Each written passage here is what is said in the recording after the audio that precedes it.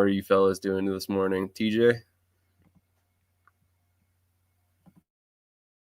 No, TJ disappeared into ether, it looks like. Krish, how are you doing this morning? I'm doing good. It's a great day to be an Orlando Pirate.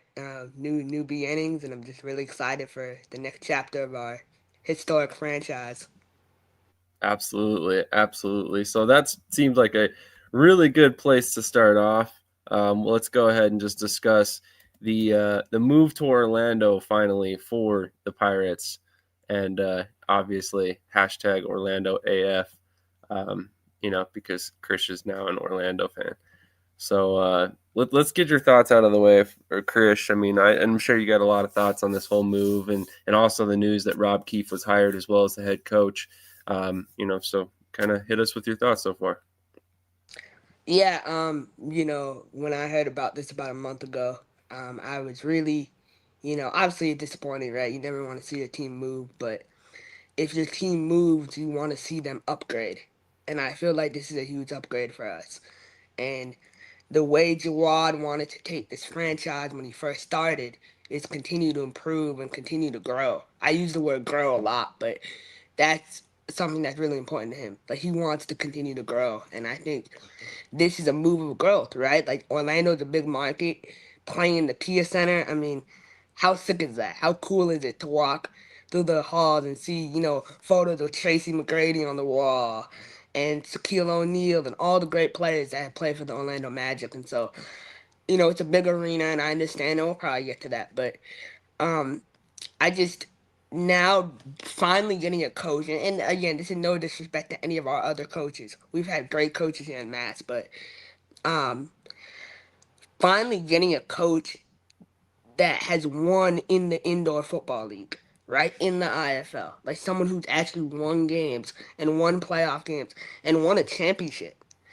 I mean, this guy, in my opinion, if there was a Mount Rushmore of coaches, Rob Keefe, how is he not on there? Currently, I mean, he's one of the top coaches in the game. And so you bring in a top coach, EJ Burt, on staff, who has connection in the Orlando area, Les Mott. I'll make an announcement too. It's on the website last night, so it's public. Toby Johnson will be returning as our D line assistant head coach. So that's a huge move for us, right? And so you get all these coaches in finally now, and I feel like we finally have a good staff, a great staff, not just a great staff to be able to compete at the highest level. Because this conference is not easy. It's not easy for anyone. So I'm just excited. Rob Keefe is going to have the most talent he's ever had. I mean, I already see some of the guys we got coming in, and the guys we're going to announce soon. I'm really excited. I'm really really excited. I feel like we're already a championship contender in my opinion. So All right, lots of thoughts there. TJ, what are your thoughts on the move to Orlando for the Pirates and the hiring of Rob Keefe? I mean, first and foremost, I'm going to say Orlando is a great place, in my opinion. The Predators always had, a good time there. I grew up a little bit of a Predators fan. So, I love the scenery. They definitely follow the team if they don't feel disrespected, kind of like the last iteration of the Predators did. But, you know, the move to Orlando, I think is going to be a great move for them. They're going to get a good fan base. They got a great home arena. And hiring Rob Keefe, I mean, the guy has been around the game for decades, as either a player or coach in the AF2, original AFL, new AFL, now, in the IFL and stuff in recent years, multiple time champion. I mean, he pretty much checks off everything you want on your resume as a head coach. And he's the first person to admit that earlier in his career, at least coaching wise, he made some mistakes here and there, but now, he's pretty much been, a model employee, if you will, by the IFL. So I think it's a great signing by them. I really like Rob Keefe personally, and I think they're going to do well this season right off the jump in year one.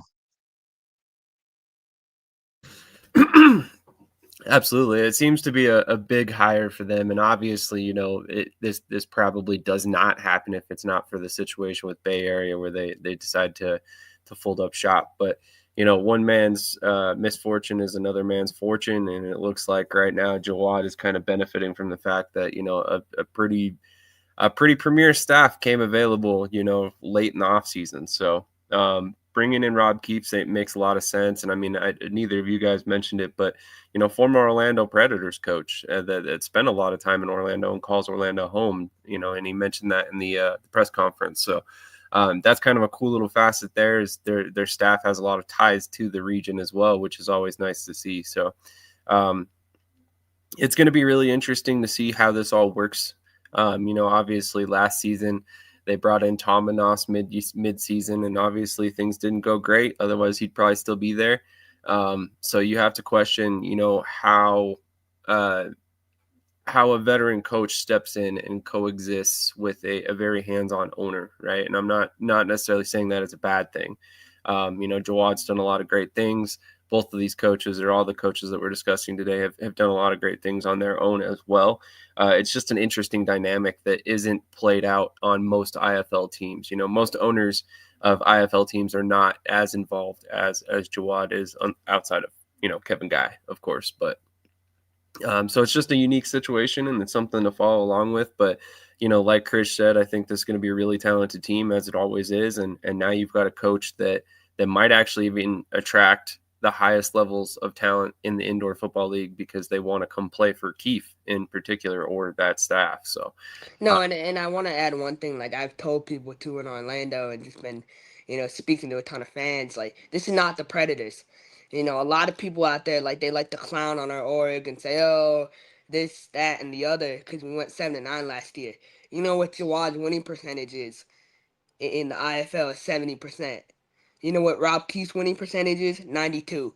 So try to beat that. I don't. Jawad has a higher winning percentage than Mike Davis does.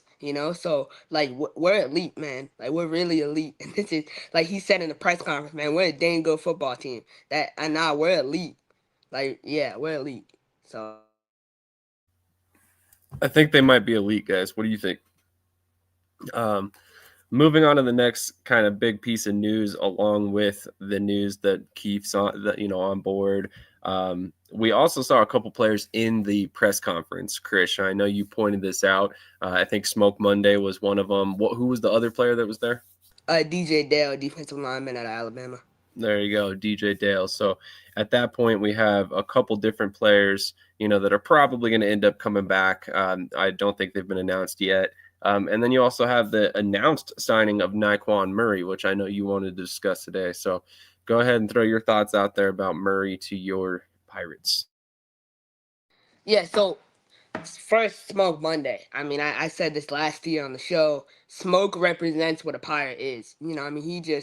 He's always working to improve. He has that swag about him. Like, he wants to kill you on the field, but he's a really good person. And DJ Dale. I mean, I have never met a nicer person than DJ Dale. DJ Dale, he elevates the room.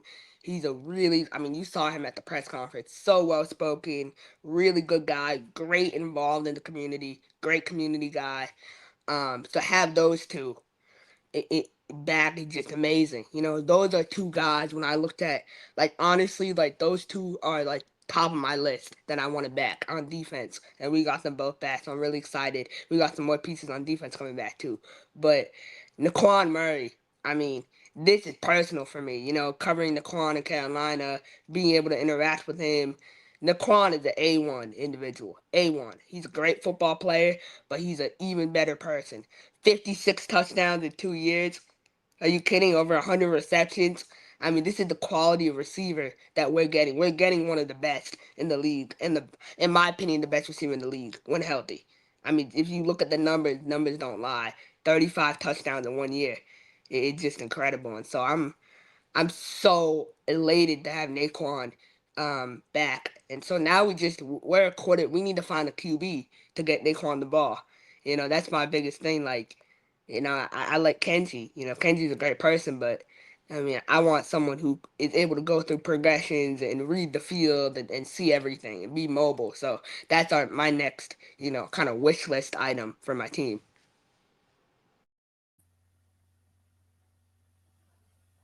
All right. I don't know who this LG is in the chat, but if you don't calm down a little bit, we're just going to block you, and you're not going to be allowed to be commenting. That is, it's some asinine comments there, buddy. I'm not even going to pull them up. So I strongly recommend you clean it up a little bit there. We're not playing that game this morning. So moving on, there's obviously a lot of other big news coming out of the IFL as of late. And obviously the big news is FanDuel Network. So TJ, let's go to you first on this one. What are your thoughts on the FanDuel Network partnership with the IFL?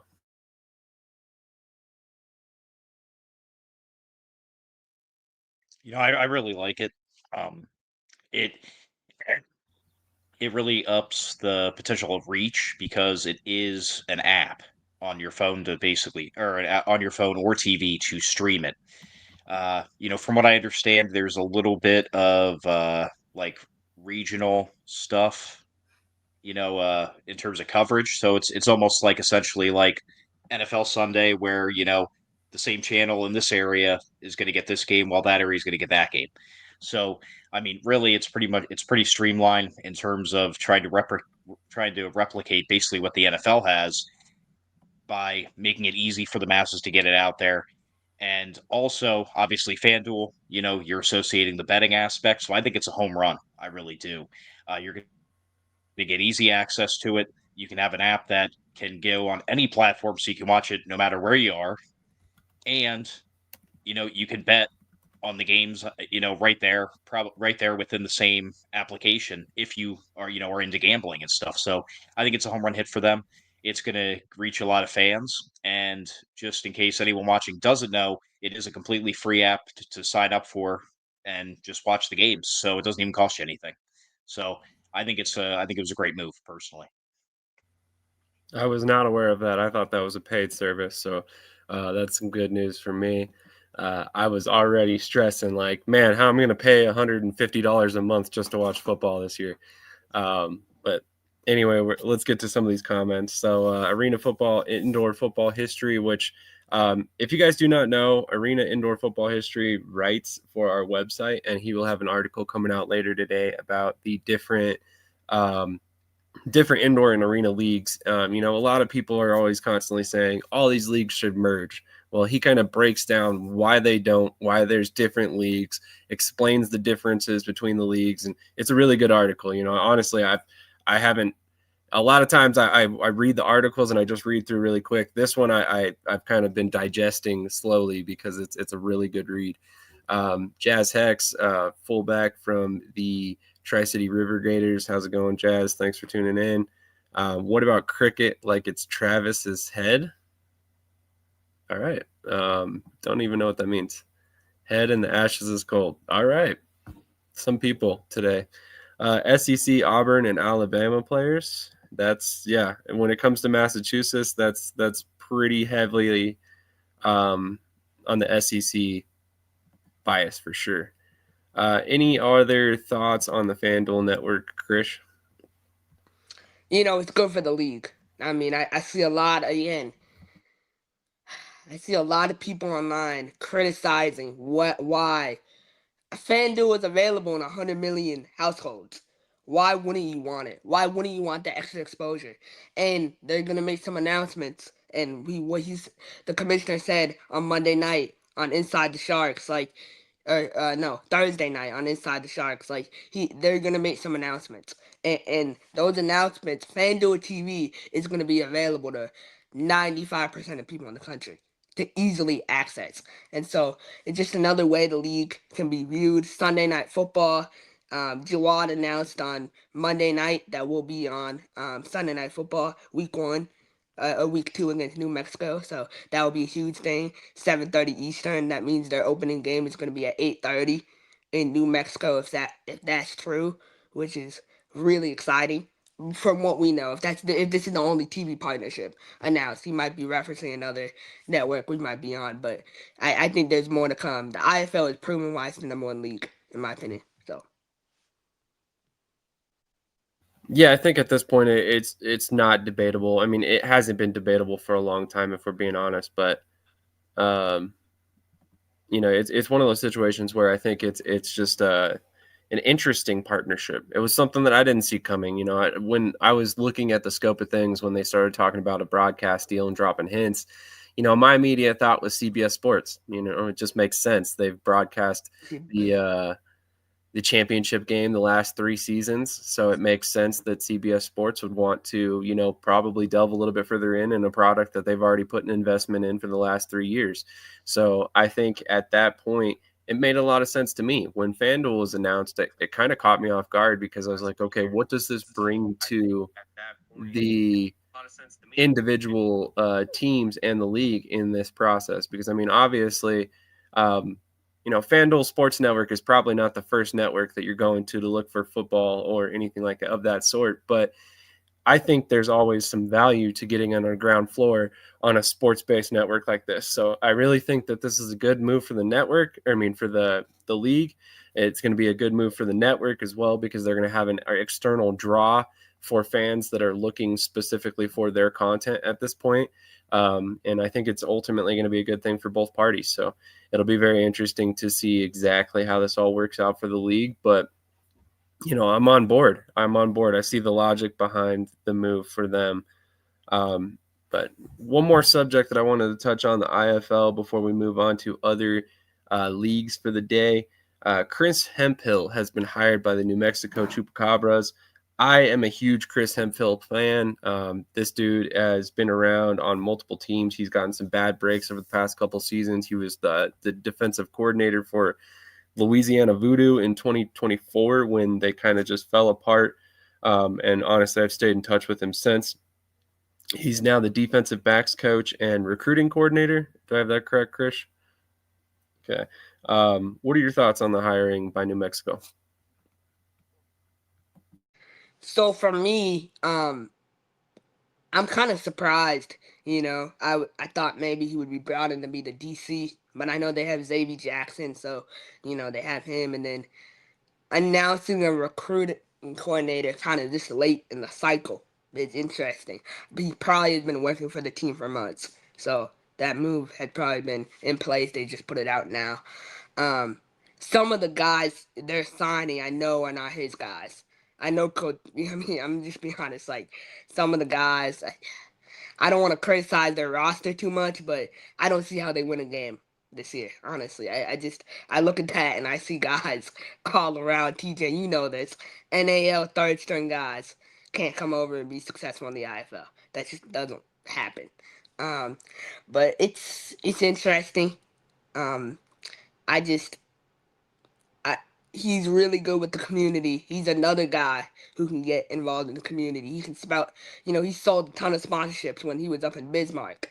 So I expect him to do the same down in New Mexico. It's a nice move. It's a whole nother facet I was not aware of. Let's introduce or invite Coach B in as well. Coach B, how are you doing this morning? And what are your thoughts on all of the IFL subjects we've touched on? So the move for Orlando, the FanDuel Network, and then also the hiring of Chris Hemphill in New Mexico. The move to Orlando is a perfect move for Mass. So I think that was a great move for them. Puts them in a great city. A lot of fan participation gonna be there. You got tourists always there, so you always might have somebody just stop in and want to see an arena game that's from another city or anything like that. So I think that from a marketing standpoint, that was a great move. FanDuel, besides, a lot of people gonna complain about it being $20 a month, but I think it's a good move. It goes right hand to hand with the sports betting, and you put it on a platform where people can stream.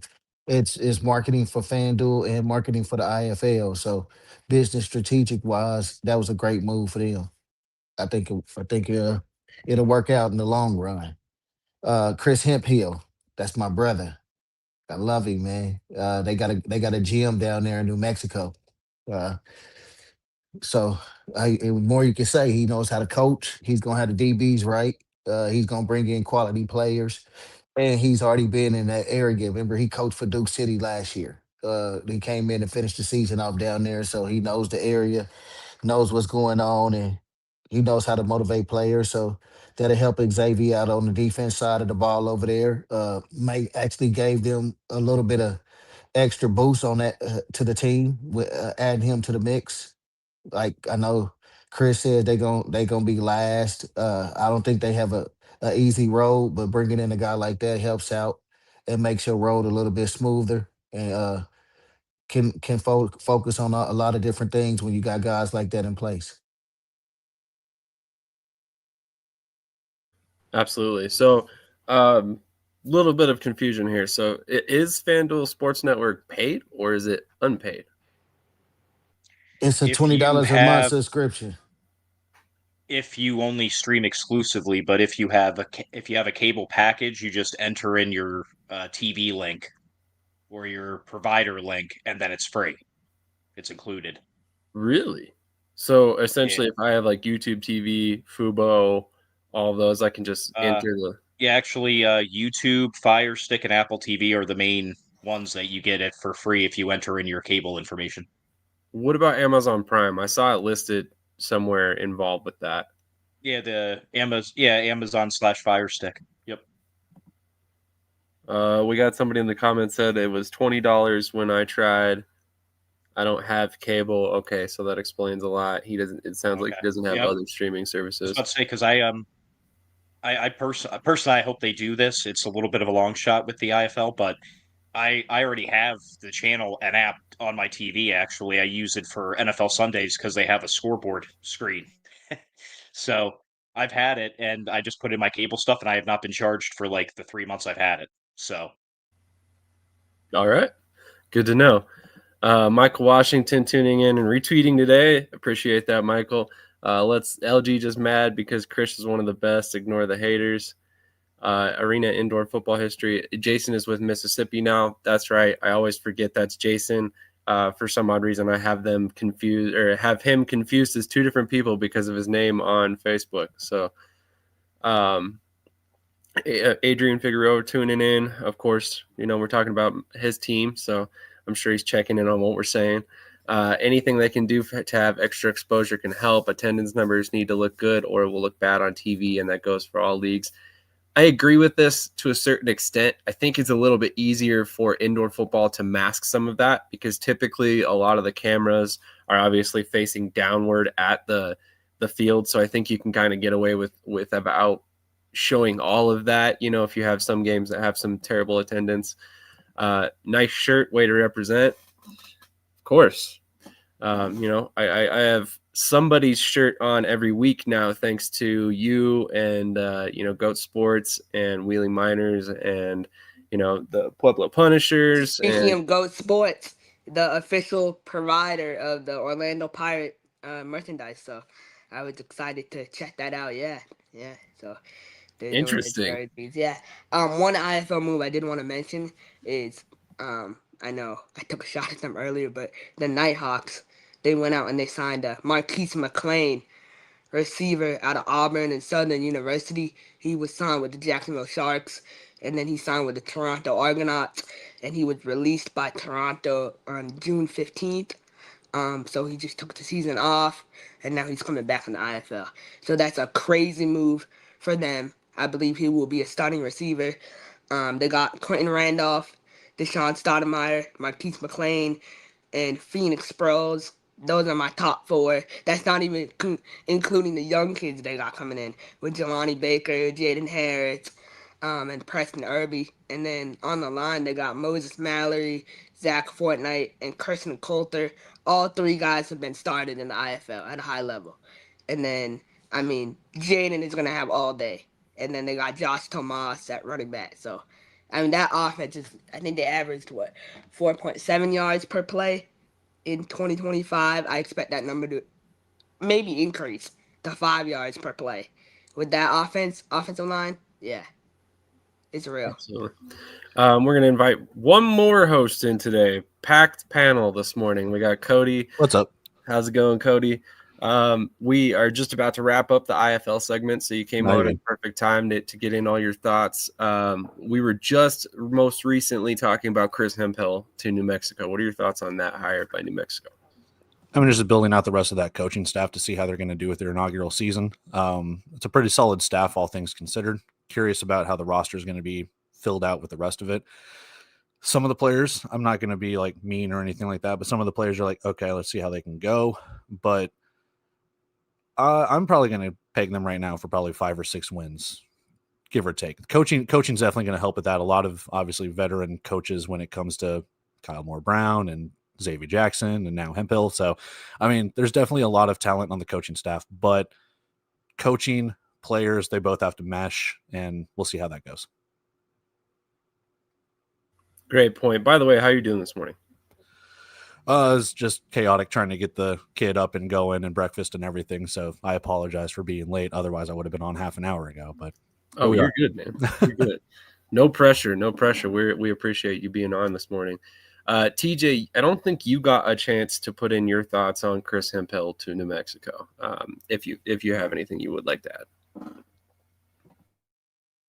I do just want to add that, man, Chris, you are rough on them. I see them winning at least a few games. I mean, every time we talk about New Mexico, we say the team's going to go winless. You don't want to wish that on any. I was on a winless team, man. That sucks. You don't want to be on that. That's a fair point. I can imagine that makes for a really rough season with a lot of frustrated teammates and coaches and all that fun stuff. So I'll tell you what, though, you find out who's really there for the love of the game Sure. and who was just there for the success that you were planning on having. I do. A lot of people start missing practice, start dipping out of stuff. I see about 4 or 5 Meanwhile, you're there wins. saying, "Hey, I thought we were all committed." 4 or 5 wins against who, Coach? Well, That's crazy. I say I think they're gonna beat NAZ. Nah, I'm sorry, Coach. I think they can beat NAZ. That's what I have them for too. I have them 4 to 5 wins. Yeah. Yeah, I say 3 to 4 wins. 3 to 4 wins. And it's gonna come down if that ownership gonna let the coaching staff build to become a better contender, because this is their first year and they gotta go with what they got, or not after that. But I don't see them being pretty successful this first year, but I do see them getting about 3 or 4 wins. Yeah, Jerome Johnson's going to keep them in games. It's how the defense is going to respond. And if Duke City can win 2 or 3 games when they were still a team, and I get this is kind of continuation of them, but if Duke City can win 2 or 3 games with, and it's no knock on them, but like Joe Mancuso and God, the name is blanking on me. He was the running back for Tulsa last year. Hassan Rogers. There you go. Thank you. His running ability and stuff like that, Jerome will keep him in games. It's just, how's that defense going to hold up, especially in the Western Conference? I think they can get, like Coach B is saying, probably about 4, maybe 5 if they can pull an upset. We'll see. There's still a lot of offseason left to go. They could make some surprising signings here and down the stretch and surprise us all. Keep in mind, you can only have 7 veterans, and I don't think they've signed too many veterans so far. Most of those guys are rookies that have been on the transaction list, other than Jerome. They got Jerome and Maurice Jackson, the D lineman. So I think those are the 2 vets. And I want to say Dante Ogborn from Pueblo they signed. He's a vet because he's 229. Yeah, he's definitely a vet. He's been playing in the IFL for years. What about Maurice Ashley? Is he considered a vet? I don't think he's 28 yet. I want to say Maurice. But I heard it's either you 28 or you had to play some sort of arena ball for 2 or 3 years. That makes you a vet. I thought it was just IFL. You had to play in the IFL for 2 to 3 years to be considered a vet. No, it can be any. It got to be. It could be any league. From what I got from one of the IFL coaches, it's any league you consider a vet now, or you 28 years old. So Maurice Ashley will be considered a vet. Interesting. I think Mike Green is, because if that's the Mike Green from Green Bay, he's played a year or 2, if I'm not mistaken. Okay, so I lied. They're getting pretty heavy on vets. Maybe there won't be too many splash signings left. A couple more comments. The key to growing the game is catching the eyes of the casual fan and degenerate gamblers in the current landscape. That is always accurate. If you can catch the attention of the people with the money in their pocket to spend on it, that they definitely are a big growing force to any league. Is the IFL network still going to stream the games not on FanDuel and the games on FanDuel? Cody or Krish or really anybody wants to take this one, feel free. So from, the press release that the Indoor Football League said, there was 59 or 60 games or whatever going to be on FanDuel, including the Western Conference Championship and the National Championship. And Super Sleuth Detective Trey from Off the Wall said that there's still another 50 or 60 games that we don't know about yet. Whether that means that there's another streamer out there, whether there's another partner, or if they just put it all on the Indoor Football League network, we don't know yet. So I think those are going to be the coming announcements in the next couple of weeks, where we find out where everything's going. Yeah. It sounds like from everything I've heard, read, IFL Network isn't going away yet. So definitely pay attention to that and keep your subscription. In the alley, let me in. He's up here now. So you let me in. 4 years of pro ball or 28 years. Okay, so pro ball in general, that's good to know. So that changes recruiting quite a bit for the IFL, I think. Definitely puts an emphasis on teams that can unearth rookies or younger players. That's a good Coach Davis question on the vet status. It would be, except I don't see him in the comments this morning. So I might need to send him a call and tell him he's late. Yeah, he might not woke up yet, man. You know, he partied in Vegas too hard last night. To be fair, he is on Pacific time, so it's like 5:42 a.m. where he's at. So that's rough. That's an hour to celebrate me. the signing of Marquise McClain to that receiving core. So I do got a sleeper. I got a sleeper for everybody on New Mexico. Watch out for Damon Street. He's gonna be a sleeper. All right, from the Super Sleuth himself, multiple streaming partners and IFL Network will be back in a different capacity. IFL Network is the production. So IFL Network is producing all the games. This is what I got from Inside the Sharks on Thursday night. Got to shout them out. So IFL Network is producing all the games. It's not up to the individual teams anymore. So instead of, like, for example, for us, it won't say that, like, at the end, it won't say broadcast is produced by the Orlando Pirates. It'll be like, this is a production of the IFL Network. So they might be hiring their own production people, if that makes sense. I heard there's supposed to be another huge streaming partner coming in too, though. Yeah, there is, for sure. Yeah, yep, 100%. Yep. Trey alludes to this as well. Multiple streaming partners and IFL Network will be back. All right. Any other IFL topics, thoughts, feelings that you guys would need to get off your chest? This is a safe space. You can let it out. Last thing I'll say about the Indoor Football Network is, from what I have heard, the games that are going to be on FanDuel or this potential other streamer, it'll kind of be like next day on demand going onto the Indoor Football League. Now, whether or not you have to pay for that, that's a whole different situation. I'm sure all those details will come out as it goes, but that's what I've heard. Take that with a grain of salt until it's actually true. We'll see. I will say one thing I wanted to point out. I think I discussed this earlier in the offseason, but I just wanted to throw it out there once again. The IFL Network, the way it's set up, in terms of cost and all of that, I don't think it's terrible. And I really liked one of the things they did is when the season was over, you didn't have to go cancel that. You didn't have to stop the payment. They essentially sent you an email that said, hey, we're going to put your account on dormancy until next season. You don't have to pay anything for the off season. I thought that was very professional of them. And now, granted, we all knew we were only paying $30 for the season and then $10 for the playoffs, right? So, I mean, we all kind of knew that we were going to be paying after that, but it just, the way it's set up, it feels very, very professionally run.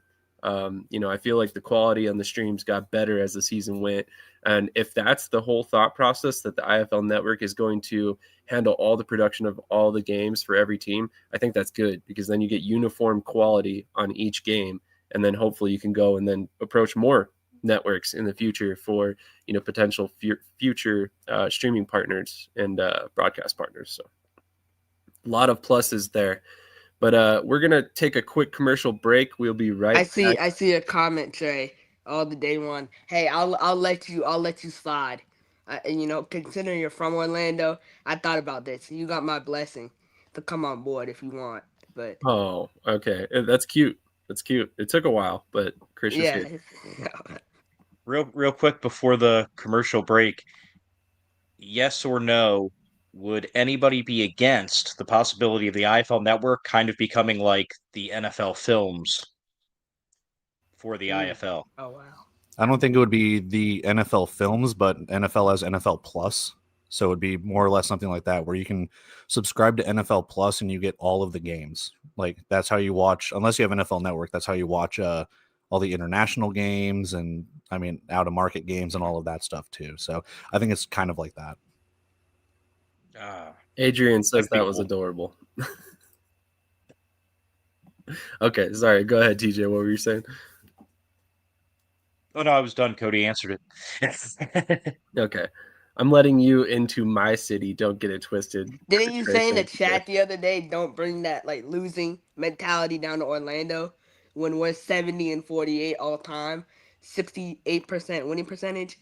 Come on, man. Like, nah. Wasn't it 70 earlier? No, Jawad is 70 in the IFL. As an organization, we're Oh, 68. okay. That makes sense. But I don't think this is necessarily true. The other leagues, I don't think have it as uniform, and I think that's a good thing for the IFL. But I think a lot of the other leagues have it figured out. You know, I don't think anybody can sit here and say the AF1 broadcasts last season were terrible across the board. Did they have some bad ones? Of course, every league seems to every year. So I just wanted to throw that out. But we're going to go ahead and do the quick commercial break. We'll be right back. And as always, we have to shout out our sponsor, Omaha.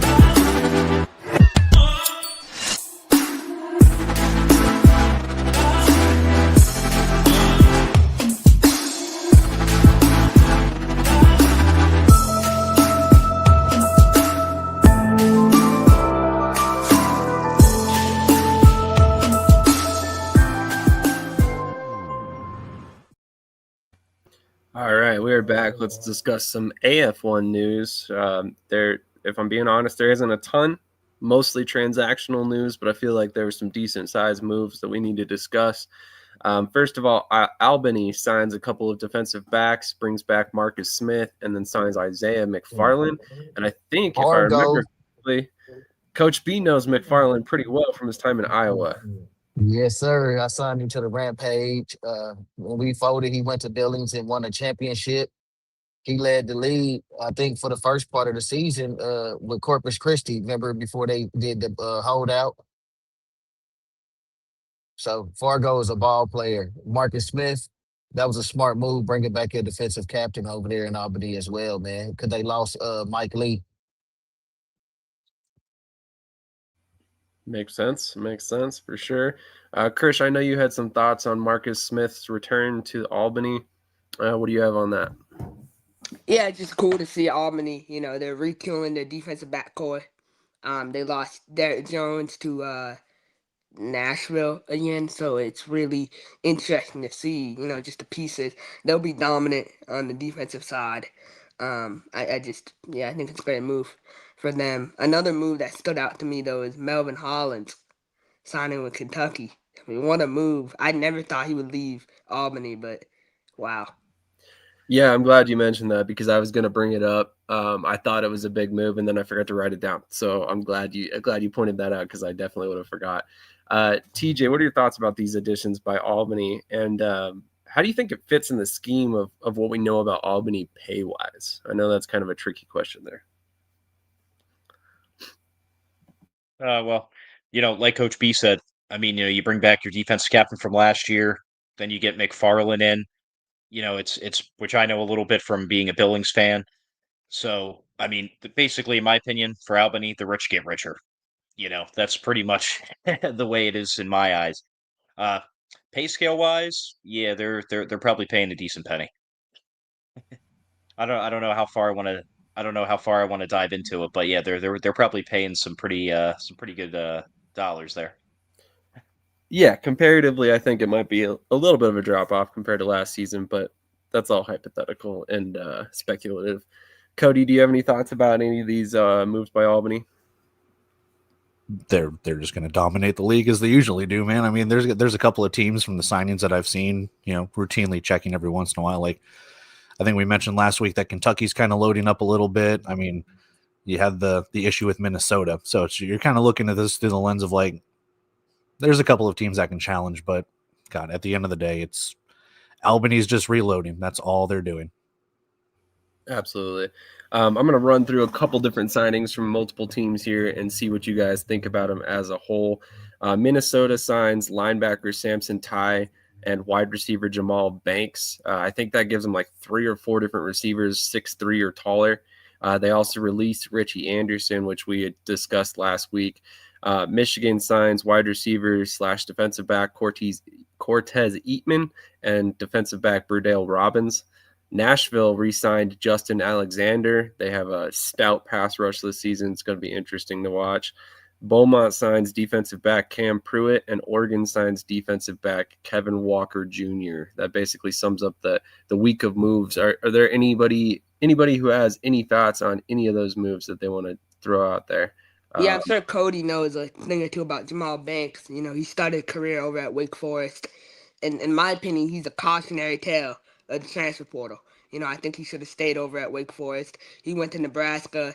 I believe, Cody, you can correct me if I'm wrong, this is before they had Dylan Raiola at Nebraska. So No, that was last year. That was Raiola's freshman year. Oh, he was there last year too? Yeah, they had him and Marcus Washington, a transfer from Wyoming and Texas. Okay. So Jamal Banks isn't bad. He's more. I didn't really see his speed because Marcus Washington was more of the speedster on the wide receiving room, but Jamal Banks definitely has possession. He's a really good. I mean, if he's got FBS talent, I mean, there's definitely talent there to be had. But I don't know. It's not underwhelming, but it was just one of those things where it's like you waited for an explosive play every so often. He had a couple, but it's just little left to be desired. Fair point. TJ, any thoughts on any of these moves? I just like to see, even in the game of arena and indoor football, defensive players on the rise. That's fair. Yeah, basically all defensive moves. Good point. Coach B, any thoughts on any of these other moves? No, I'm just looking at it. I still see Albany and Kentucky sitting at the top of the league. Nothing changed. Kentucky surprisingly is loaded as well, like with some of the assignments that they got. I'm just trying to see who's gonna be that sleeper team that comes in with the late push, late in the off season and build up and be a contender. I mean, if you're looking for sleeper teams that haven't really made a bunch of splash signings, I would say Michigan kind of rings some bells for me there. I also I know I'm going to get so much hate for saying this out loud, but I'm going to go ahead and say it anyway. I think Washington has some promise this year. They're a totally different Washington Wolfpack team than we've seen in years past. So we will see. I'll Underestimating take Oregon Omaha. over Washington. I'll take Oregon over Washington any day. I like Oregon's quarterback, but he needs to protect the ball a little bit better. He needs to have an awesome line to protect the ball. I also want to take the time to publicly apologize to Chuck Jones.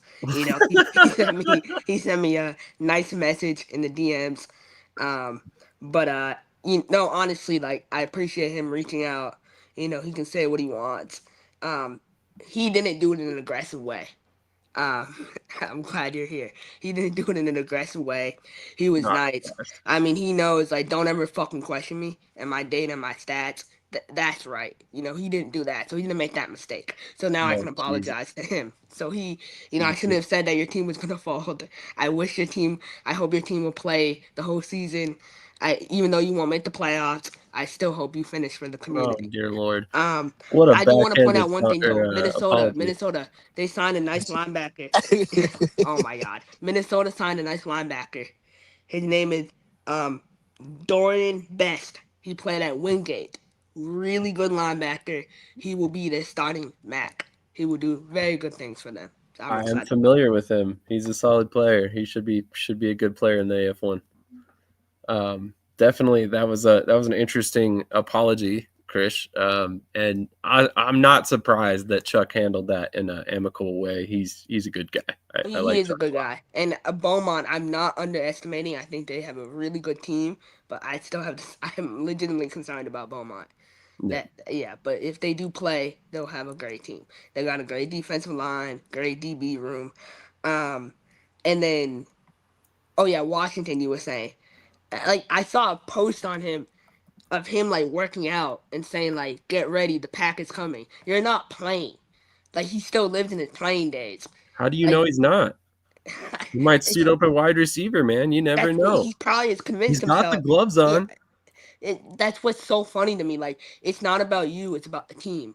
So when that I don't like that. I don't like videos of you working out saying you're getting ready for the season. You're not playing. You're the coach. Study film or something. Like Sometimes the things you say crack me up a little bit because you're talking about J.R. Wells. Sorry, I almost said Washington. Making the team about himself. But like literally, all that dude talks about is the Washington Wolfpack. no, If you I look know, on but his he's page, 3-17. That's what I'm saying. Like you can't okay. say the pack is coming. There's nothing coming except L's. So you gotta Uh, change that around. like we said, they've been building to this season, right? So, yeah, I don't know. I think they've got a lot more Well, promise than they it's had gonna last. be interesting. At first I thought they were gonna do something. I thought they went out and got a nice offensive coordinator, but I guess JR is gonna continue calling plays, so we're gonna see how that goes. An outside voice is never a bad thing in this particular situation, I think. So, just a quick disclaimer, as always, we don't want any team to fold, just so we're all clear. Like, we might say, like, hey, we have doubts about this team or whatever.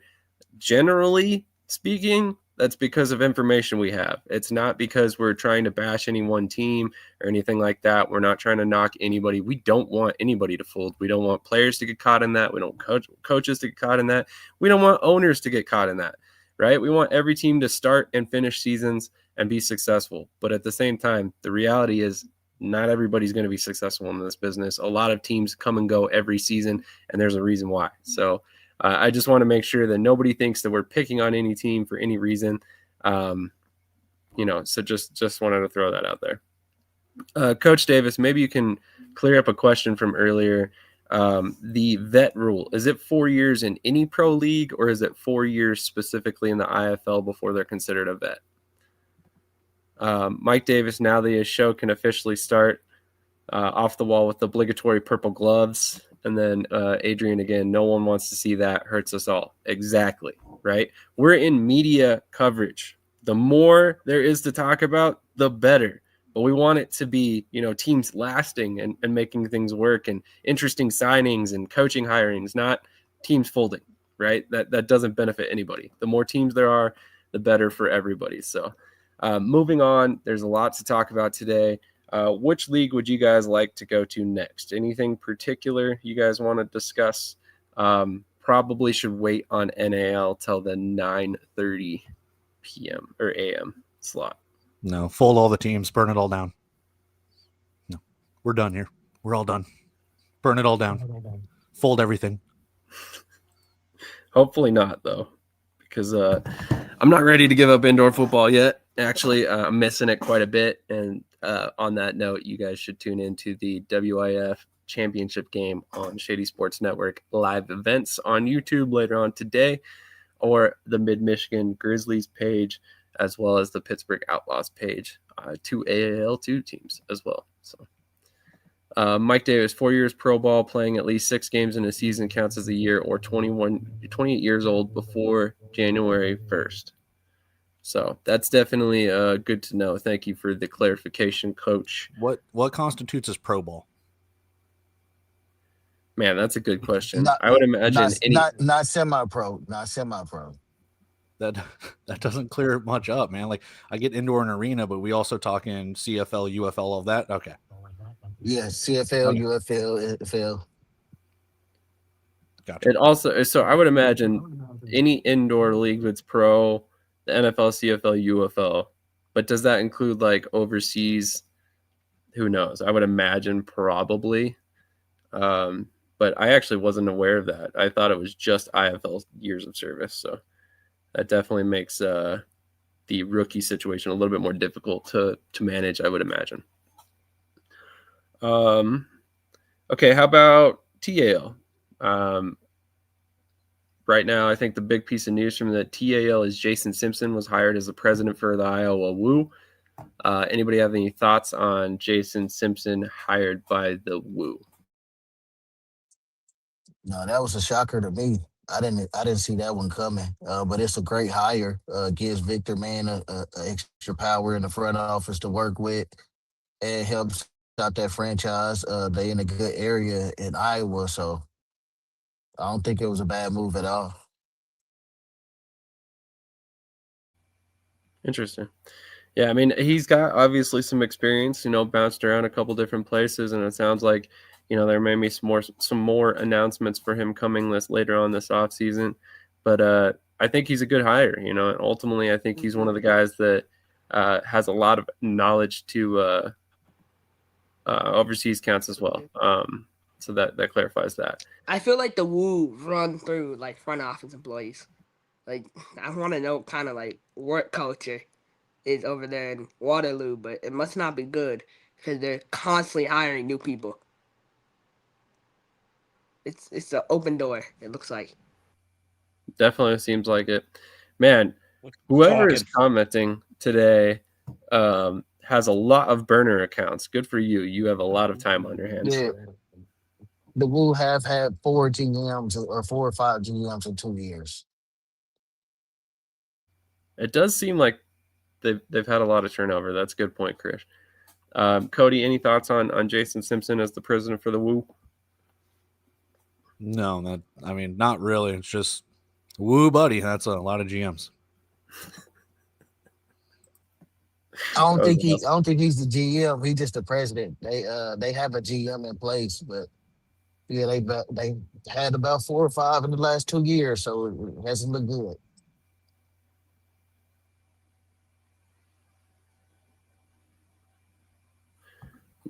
All right, so let's move. There's one other piece of information I wanted to cover on the look it back. AIF. I thought there was an interesting signing by the Wyoming Cavalry wide receiver Kadir Chisholm. Hopefully, I pronounced that last name correctly. Was previously with Oregon in 2024, I believe. Pretty solid wide receiver. Took the year off last season. Now he's getting back after it with the Wyoming Cavalry. Excited to see him get back on the field. I think he can be a pretty dominant playmaker at that level. So watch for him to get some more recognition as soon as that AIF season kicks off. Any thoughts on that move? Anyone? Before we move Yeah, on? I like Cody. I'm a huge fan of Cody and how he moves. I think, I really hope he does Thank well you. in Wyoming. I really hope he does well in Wyoming. I think I think it's a good opportunity for him to kind of bounce back. Even though he had a rough go in St. Paul, but I think this is a good opportunity for him. They said they're announcing an NFL player today too, as well. So stay tuned for that. Interesting.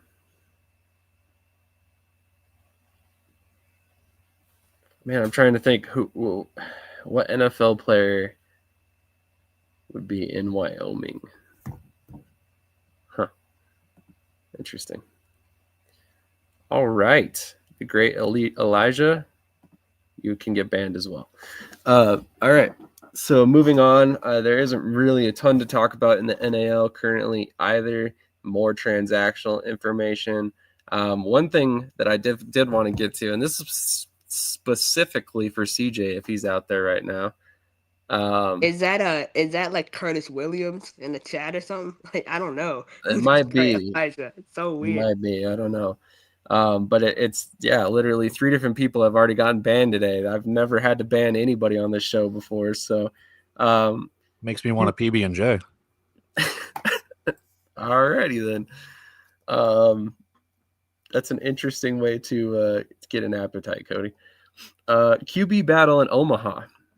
So some comments were made recently on the NAL podcast by Coach Negron when he announced the Tyler Lowenstein signing, and mentioned that there was technically an open quarterback battle in Omaha this season. Krish, I know you've got some thoughts on this, and then we'll go around the way. But what are your thoughts on ultimately the comments made by Coach Negron? Yeah, so he said that he wants Tyler to come in and challenge Demery. And they'll preach open competition at every position. Every coach does. I'm putting this out there right now. Tyler is a great passer. I think he can develop into something good. If you're Demery Croft and you lose to Tyler in the QB battle, you retire. Like that's it for you. You end it. It's over. Like you go into coaching or something because you can't recover from that. I'm gonna be honest. You shouldn't be losing to a guy who had no college experience. But or you'll go out and find another team to play for. I think Tyler can start in the NAL for a couple teams. Honestly, if he doesn't start in Omaha, so there's two ways. My prediction, Demery will start at the opening day starter. If they're 2-2 before the bye week, he'll be gone. They'll release him and bring in someone else. Or he'll do really well. They'll go 4-1 and they'll just go with him for the rest of the season.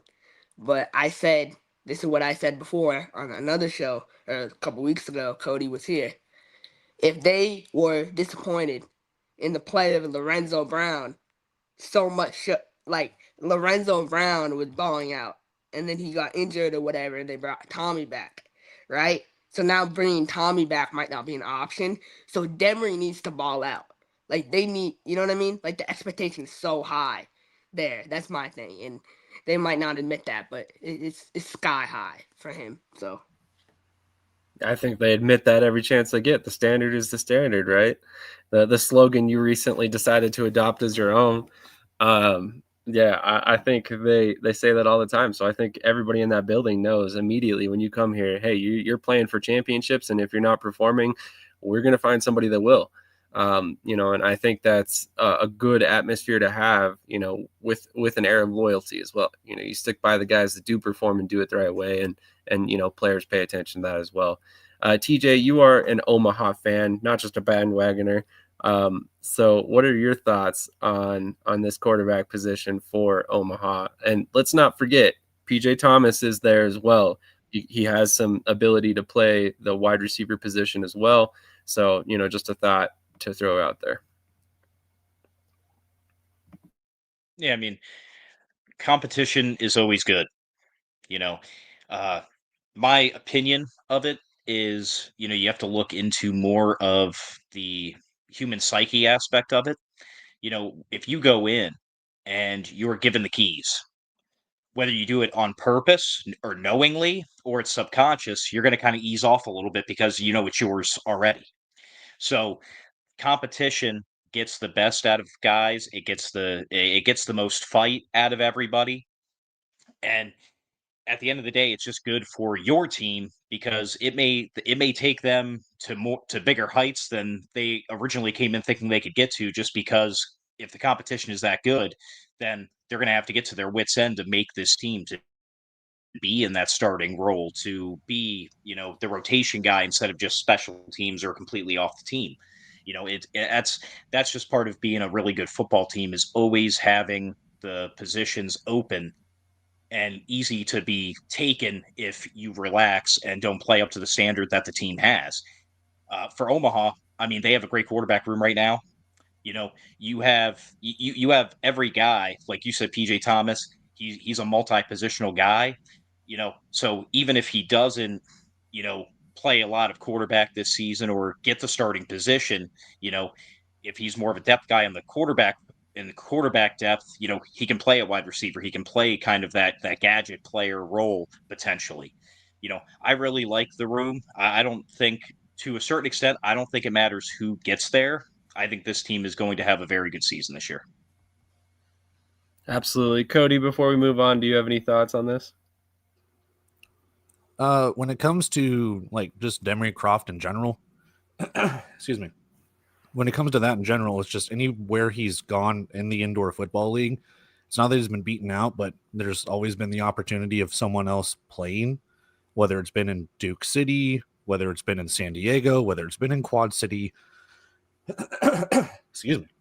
I do apologize for that. I'm losing my voice. But when it comes to that kind of stuff, it's just, does he have the prove it mentality? That's what I want to see. And if he can do that, great. But as Ricky pointed out, the best players will play. And there's no exception when it comes to that, especially when it comes to Omaha, as they have been just a staple of indoor and arena football for well over 20 years. True. Don't worry, guys. We got plenty more NAL subjects to talk about, which we'll get to at 9:30 when our guest joins on. I want to say one thing, though. This is a good point. Salina, we'll get to that quarterback battle, too, while we're at it. Not right now. We got a guest. No, not right now? We got a guest. Oh, okay, yeah. Sorry. No, one more thing, though. Omaha, I do have to point this out. I like this comment by Ricky. He said we weren't disappointed in Lorenzo, but if Tommy, yeah, so, if Tommy decides he wants to play this year, I'm still not, I know he lives wherever he lives. It's Tommy, man. Like, they'll find a way to get him up. So if they're disappointed, if they're 2-2 before the bye week, which I don't think will happen, but if they are, I could see Tommy coming back. Could be. We're going to transition. Tyler, they're going to win. We shall see. We're going to transition over to talk about the AAL. We have a very special guest on this morning, so we're really excited to have them on. So without further ado, we are joined by the new majority owner of the Columbus Lions, as well as the GM of the Columbus Lions. How are you gentlemen doing this morning? We're doing great. How about y'all? Doing great. Thank you so much for joining us this morning. Let's go ahead and open this up with some questions. TJ, do you want to start us off? Oh, yes. Welcome to the show, guys. Thanks for coming on. What got you guys into this position with the team, and what makes you really excited about this upcoming season? First off, our head coach is Damian Daniels, who is pretty much an arena legend. I think he holds every interception record across all leagues, if I'm not mistaken. He's been doing it a long time, and so Corey, our GM, and he's also a partner, and we're at Pacelli High School, where he was the athletic director. And we went from probably the worst facilities and team in the state to the best now, and just, recently won a state championship in the last couple of years. And Damian came to the school as our defensive coordinator. And so he's our defensive coordinator, and Koa Picard, another one of the coaches, is one of our assistants, and I'd coached with him before. And one of our players, Drell Green, also coaches with us. So Damian and the previous owner were talking about he wanted to take a lot lesser role and have someone else come in, and Damian said, well, I think I got just your guy. So Damian talked to me about it, and I talked to Corey and said, Corey, if you're willing to come with me, I'm willing to do it. So here we are. We're thrilled for the upcoming season. We're hoping we're going to bring in some great players, and it's all about winning championships. Absolutely. I mean, obviously, Columbus has a long history of doing just that. So I have to ask, I mean, what drew you into wanting to be the majority owner of the Lions? I mean, obviously, it's a storied franchise. Locally, it sounds like they've got a lot of support out there in Georgia. But what ultimately was the deciding factor for you? Just having a good fit with all the guys, and knowing that I went to a game in Wheeling. I have some businesses up in that part of the country, so I went to the game and really enjoyed it. After talking to Damian, all got hooked, and I really wanted to be the majority owner because if I'm going to do something, I want to do it right. Well, not necessarily right. I want to do it my way. And whether that's right or wrong, but if this thing succeeds, that's great. And if it fails, it's on me. So, just didn't want to have a lot of teams. I've just, I'm new to all this arena stuff, and I see where all these teams have 50 people that are in ownership, and they tend to move around a lot. That's one big thing about Columbus. This team's been here they've had an arena team for 26 years. It was originally the War Dogs, and now it's the Lions, but it's, this is the 20th year for the Lions. So that was a big deal, especially in arena football. That longevity is, from what I'm understanding, is pretty rare. It definitely is. There's a very small handful of franchises you can discuss that have that kind of period of time in one market specifically, for sure. Cody, any questions for either gentleman? Yeah, I'll start off with I'll just have one. I guess it's a two-parter, but what are the short-term goals? What are the long-term goals that you're hoping to achieve with the franchise? Yeah, thank y'all for having us, Cody. I answer that. Corey Black. I would say short-term goals is just establishing ourselves and probably just doing things at a little higher level that the Columbus Lions have done it. Establishing ourselves in the community, connecting people back to our games, trying to put as many people in the seats as we possibly can. Columbus Lions football product always been really good. Just continue to make that better. And also our league, make our league better every single day, expand our league more and more every year.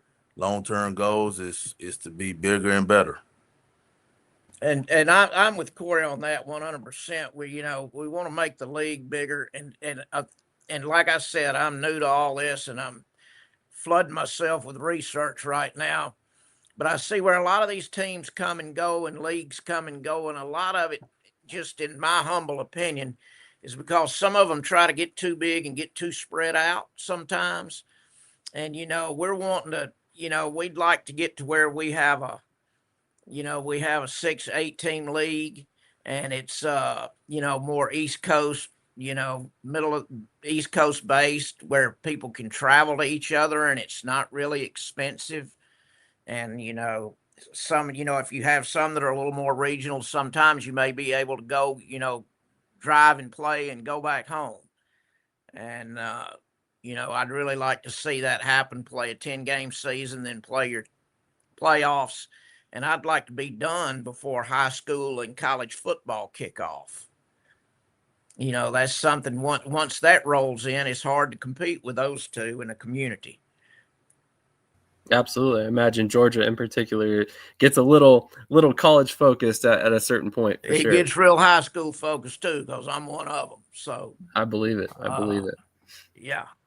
Also, I imagine it makes it a little bit easier to get some coaches on staff if you're not overlapping with high school and college season as well. So yeah, and there's a lot of us that do overlap with both just because of the nature of the game. But I want to make it to where we can all travel to each other and make it a good experience. That was part of the deal. Last year the Lions were in the NAL. Started looking at it again this year. Well, hell, we were good. Our closest team would have been Shreveport, Louisiana.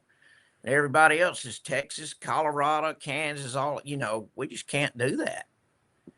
That's fair. And I think it was amicable of you guys and Wheeling to keep a good relationship with the NAL as well. Honestly, I've heard the NAL people in the NAL with the league speak about both of your teams multiple times, and it's been nothing but good things to say, based on the way you guys exited the league and all that. So I think that's a good way to handle business anyway. So I think that was a good move on your guys' part. A lot of times you leave a league and it's contentious, and it didn't seem to be that way in this particular instance. It seemed like the league understood that this was a business decision for you guys. So just all geography. Yeah, absolutely. I mean, at the end of the day, like you said, you have to do what's best for your organization, and what's best for the organization is sustainability. So it sounds like the AAL is focused more on that. Coach B, I know I've kind of left you in the silence there for a second. Do you have any questions for everybody? Nah, just congratulations on you guys, Mr. Beck. Finally, nice to meet you. Me and You Mr. as Beck been well. talking. We've been talking the last couple days, working on some stuff for the AAL. So I know his vision. I know where he's going with it. It's a great guy, and I hope they succeed. Thank you. Yeah, you as well. I mean, we got a lot to do, but we're gonna make a good run at it for sure. Absolutely. So not only did you just get announced as the majority owner, but the schedule was recently released on Monday.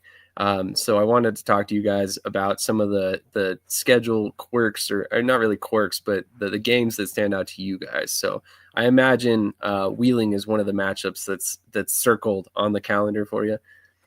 Oh, absolutely. Um, what do you guys feel about that ability to carry that rivalry over from 2025? It was a great rivalry. You know, we went up there and beat them, and then we unfortunately our quarterback had a death in the family, and he wasn't able to play in the next week here, and they beat us, and it did have playoff implications. So, you know, yeah, it's a good rivalry. You know, the teams, you know, it's not like a rivalry where you hate each other. There's mutual respect, and we like going there. That, you know, we have a nice arena here. You know, get along well with Duffy, who's their owner. It's a good fit for both of us. Agreed. Chris Duffy's awesome. Honestly, all the ownership groups in the AAL, I have been very lucky to build a relationship with, and honestly, I think it's a pretty solid league, and I'm excited about this season for sure. Other than the Lions, obviously, you kick off, fairly quickly, playing the Jersey Bearcats and then the in-state rival Peach State Cats. What are your thoughts on opening the season with a regional rival like Peach State, and then kind of working your way into what I call, I guess you could say, a gauntlet, because you got the Bearcats, the Lions, and then the Miners right there in a row. Or Wolfpack right there in a row. Yeah, it's exciting. Especially with the in-state team. Hopefully, you can create an in-state rival game and create excitement that you're playing two teams from the same state. And every time you get a chance to play a game, you want to be excited about it. And the schedule is tough, and we're excited about it, man. We're jumping all in it, but we're still learning these teams, and they probably know more about us than we know about them. But we see some really good matchups out there. Definitely. TJ, any more questions?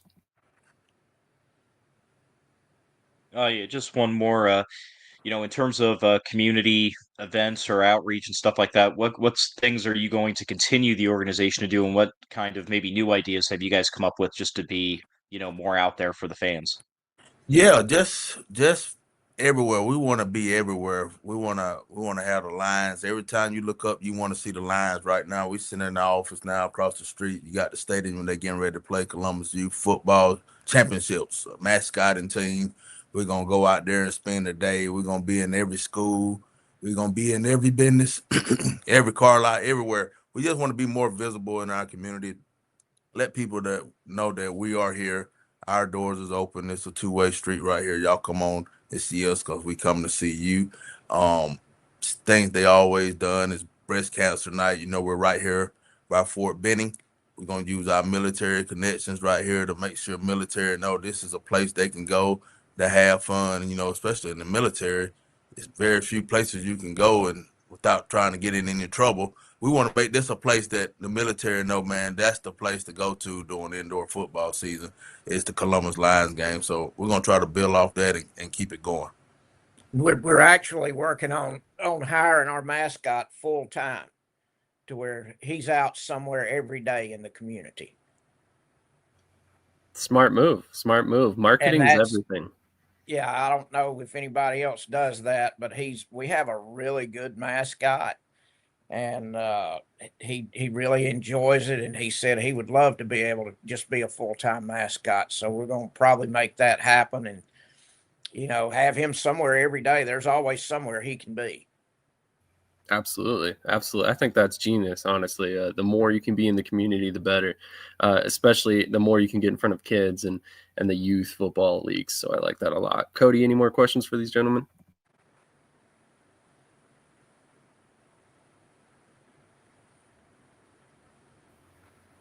Sorry, was that a no? Okay, cool. So obviously one of the big things that I noticed about the AAL schedule this release Monday was the fact that you guys are starting a little bit later, back in April. What led to the decision to ultimately start the season in mid-April rather than mid-March like most of the other leagues?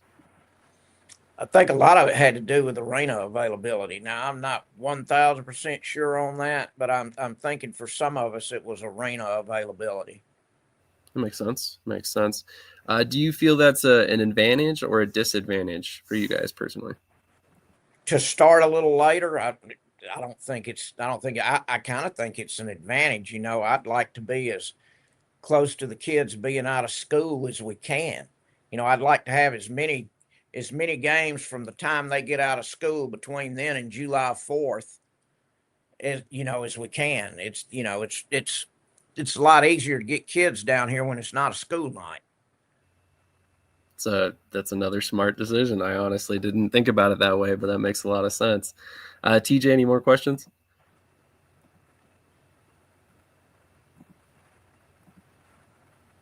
Nope. I just wish you guys a lot of luck, and I'm definitely going to be watching. That's for sure. Absolutely. Go Lions. There we go. Mr. Black, you mentioned this is kind of your first forte into arena football. What's it been like, kind of assuming that GM role for you? What have been some of the challenges for you specifically? I wouldn't say many challenges. I was an athletic director for 10 years. Had 25, 30 sports that I did. It's kind of the same, being an athletic director, managing people, putting people in the right spot, going out there, attracting businesses for support, that kind of stuff. So not really a whole lot of challenges.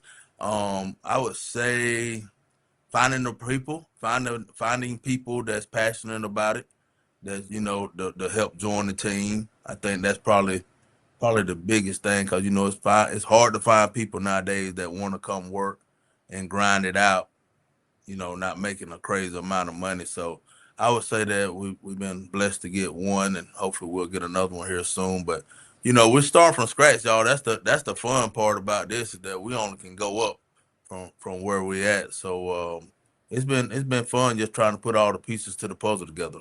So we're off to a really good start on this side of it. Absolutely. And you guys inherited a pretty good coaching staff, luckily with Damian Daniels there. He's honestly one of the best up and coming head coaches in my opinion. So I think you guys are primed for a lot of success and a lot of fun games this season in the AAL. So I'm very excited about what's to come. Also, if you have not done so already, if you're watching, go check out the first episode of AAL Fifth Quarter, the new AAL dedicated podcast that we're producing right here on Shady Sports Network. We were lucky to have all four coaches on and discuss the schedule release as well. But on that note, we really appreciate you guys' time this morning, and we would love to have you on closer to the season, discuss more things, talk about the progress this offseason, how the sponsorships are going, all that fun stuff. And we wish you nothing but luck in 2026 and beyond. Absolutely. And then, you guys are welcome in Columbus anytime. Just give us a shout out. We'll put you up, whatever we need. Welcome to come. Definitely. We will try and make it happen. I don't think we have anybody in Georgia, but I'm sure we can get somebody down there for sure. Well, you can come. We'll get you a nice place to stay. Sounds great. I'll definitely be in touch. Thank you very much. Definitely. Thank you so much for your time this morning. And again, like I said, best of luck this season. We're looking forward to a great season for the AAL's return, and we cannot wait for April. Fantastic. Thanks for having us. Thank y'all. Absolutely. Have a great rest of your Saturday, and thank you again for the time. All right, we are going to get a quick commercial break. Shout out one of our sponsors that happens to be in the AAL. And then we will be back with the rest of the NAL segment with a prominent player on the Omaha Beef that Krish loves to criticize. So this should be an interesting conversation.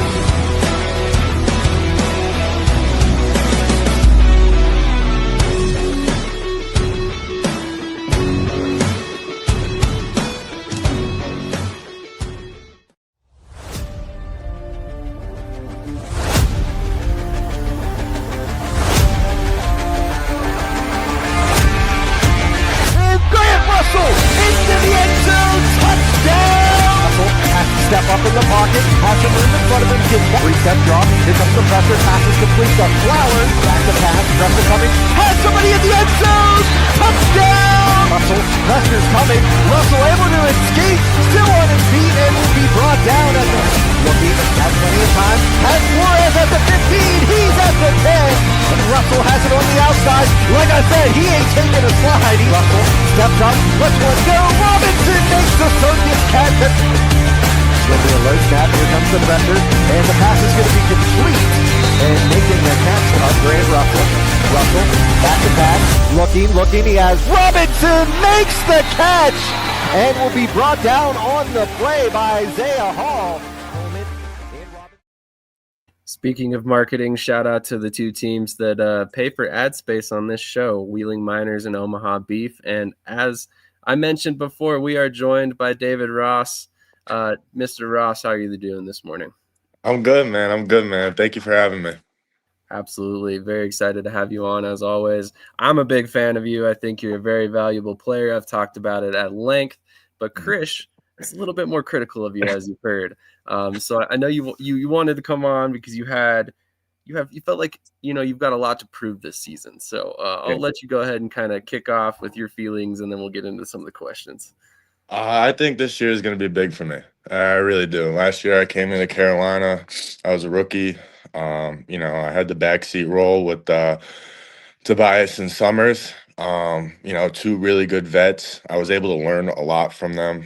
When my number was called, I just tried to help the team however I needed to, for us to win. If it was playing O-line, if we went to the two-back system, if I was playing wide receiver, special teams.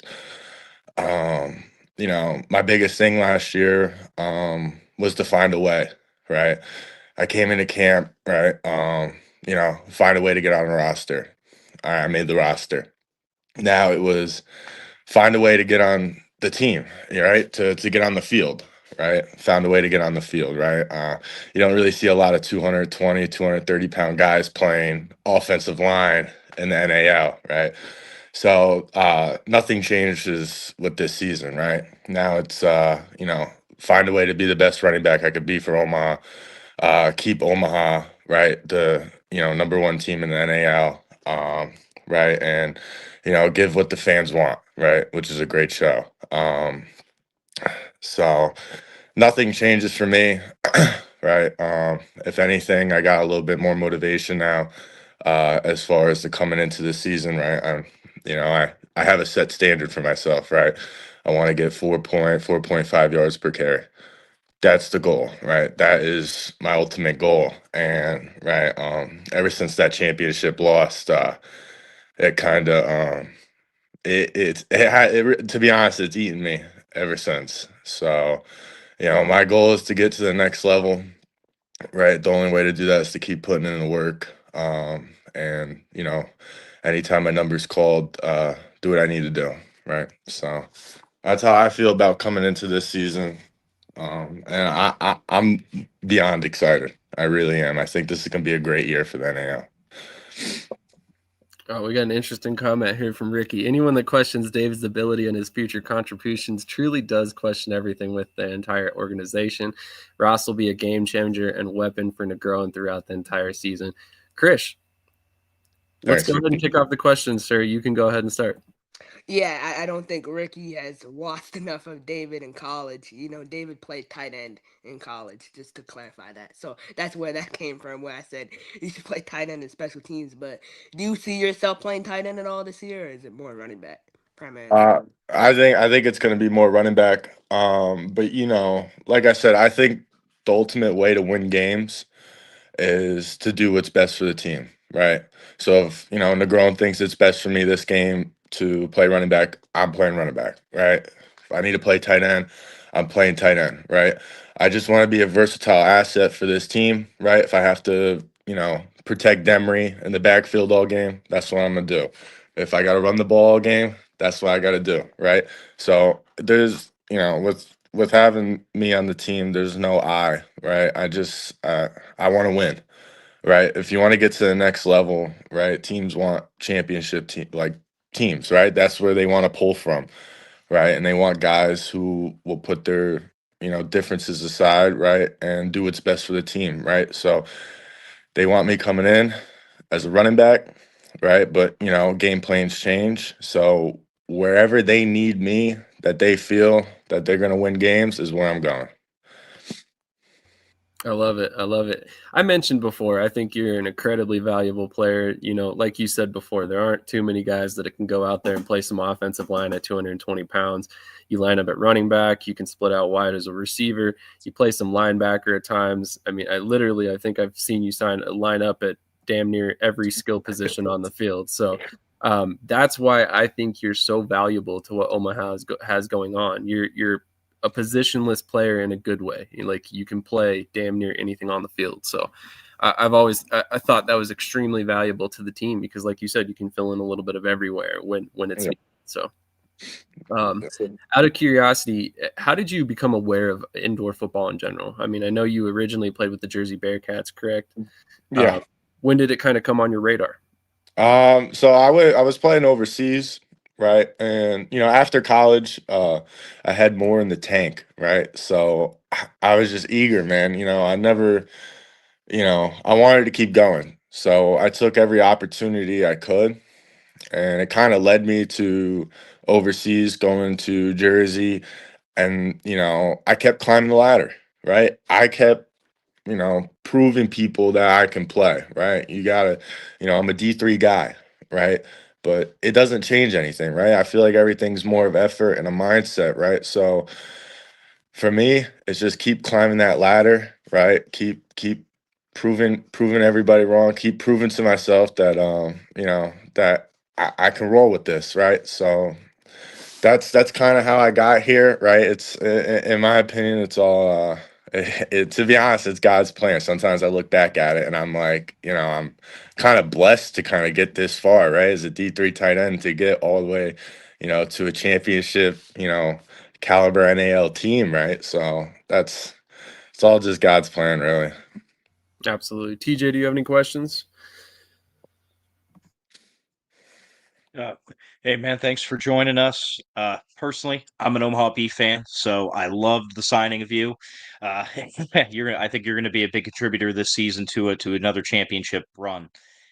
But Thank you. compared to everywhere you've played beforehand, what do you think makes Omaha different? The standard, right? Ricky Burtz, Brendan Negron, those guys, right? They do everything right, right? When you play for Omaha, you don't have to worry about anything besides playing football, right? And it's the beauty of it, right? But there's a set standard. There really is, right? And it all contributed from, recent, like, veteran players, that retired, like Tommy Armstrong, Reggie Patrick, right? I think that's his last name. But you got great leaders on that team, right? And it's a domino effect, right? Now I'm coming into year two, so all the new rookies that we're signing, right? It's now on us to put into that domino effect that, hey, we have a standard here, right? So when we're at practice, there's no walking, right? When we're at practice, we're playing as hard as we can, right? So I would say the set standard in Omaha is what makes it great. That's fair. Cody, do you have any questions for David? Yeah, I got a couple. First of all, how do you feel about your name being on a list of potential cuts? No, his name was not on a. Okay, no. I didn't No, see my pull up name the on that list. list. Pull I'm up just the messing list. around. I just want you to cook them. I just want you to cook them. All right. No, He's not on that list. Hey. biggest thing for me right now is you're starting year 2. Mhm. And we know TJ is a lifelong or diehard Omaha fan. Convince me to join the bandwagon. What do I need to know about Omaha? Sell it to me. As a player, it's the atmosphere. The fan engagement is amazing. As players, our community outreach is awesome. I think what we do as a team is different than others, right? We take as serious as we take the sport, we take everything else just as serious, and that's the community outreach, right? We always want to give back to the community. And Saturday nights in the office, man, there's look, Omaha is hard to beat, right? You got a full stadium, right? And these are people that that pay good money to watch us play. And, we want to put on a show for them. And, after the games, just for me, example, I will stay there as long as I can just to give, a little kid an autograph, right? So I think with joining the bandwagon, you for Omaha, you get the best of the best, right? You get the best athletes, and not only that, you get the best people, right? We try to do everything right as far as an organization. So, as long as we keep doing that, Omaha is just going to keep growing. Krish, do you have any more questions? Yeah, just my only question for you is like when you make that jump, right? When you go UFL, CFL, that's the goal after this year. Mhm. Do you see yourself playing tight end or running back? At that next level. Oh, so it depends. It depends. Like I said, like before, really. I think I'm a versatile athlete. I feel like what I am is a chess piece into a spot or a puzzle piece that, is missing that you need to fill. Right. That's kind of how I've always seen myself as. So, whatever happens to me in the future, you can never tell, right? You can never tell. In college, I played tight end. Overseas, I played defense and offense, right? In Jersey, I played running back. In Carolina, I played O line, right? Played O line, tight end. You know, and I'm only 230 pounds, right? But it's a mindset. It's a you know the whoever I'm lined up against. I think to myself like you're really gonna have to beat me if you want this, right? To be honest, I don't think a lot of people want to win more, right, than how I feel, right? That's my biggest thing, right? I will play O line all game at 220 pounds if it means we're gonna win, right? So, for that next level jump, I would love to play running back, but if I see myself, I just see myself as that, like, kind of like how Juszczyk is for the 49ers. It's exactly how I see it as. A guy that you can line up at running back, a guy that you can line up at fullback, flex him out, right? Make plays, right? So that's how I see myself. That's fair for sure. TJ, do you have any more questions for David? No, I'm good. Once again, though, I'm just super happy that you signed with us back when, re-signed with us for this season, and I can't wait to see what this season is going to bring for Omaha, man. Good luck. Thank you, man. Thank you. I appreciate that. Cody, do you have any more questions? I'll have one more. What do you think was your biggest hurdle? I know you've said multiple times you're going through all these different positions, tight end, offensive line, running back, pretty much everything except kicker at this point. What was the biggest hurdle from the outdoor game to the indoor game? And I guess I'm not trying to say what your weakness is, but what do you think is the biggest thing that you still need to learn? It's kind of tough because I feel like every day you're always learning something new. But for me personally, the hardest challenge I've had in this journey was I feel like I always have my back against the ropes. And if I wouldn't say it's a challenge because it always pushed me to do better, right? So I don't think it was much of a transition issue. It was just more of like, all right, I'm on a team now where you got guys from, the University of Minnesota, right? University, all these D1 schools, and then you get me from D3. So I always had that, like, I got to prove myself, right, that I can be here, right? I could be a legitimate player. So it's always it kind of feels like a disadvantage, but it was always an advantage to me. So I think that was the hardest transition. Other than that, football's football, man. You put the pads on, and it's whoever wants it more. That's a good answer. We got a question for you here in the chat. Who was your greatest influence and mentor on your football journey? Anyone except Krish. He's a given. So I had a couple, right? I would say dating back to high school. Well, I want to say first, my greatest influencer is definitely my dad, right? That's somebody I always looked up to. But for football wise and coaches wise, I had a couple. I would say my high school head coach, Aaron Hasbrook, has always believed and pushed me when I always felt low. And then going into college, college was a big transition. I was the first person in my family to go to college, so everything was kind of new. In my first 2 years, I kind of fell out of the love of the sport. And then I actually got switched to tight end, and it was my position coach, Mike Lago from Western Connecticut State, who really believed me when nobody did. And so it kind of pushed me every day to be better. And I feel like how he coached me as a player really influenced me to get this far.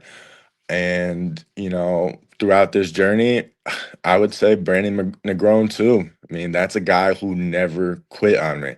He always believed in me, right? Brought me from Carolina to Omaha, right? For a reason, right? For a reason. He didn't have to do that, right? It was a privilege.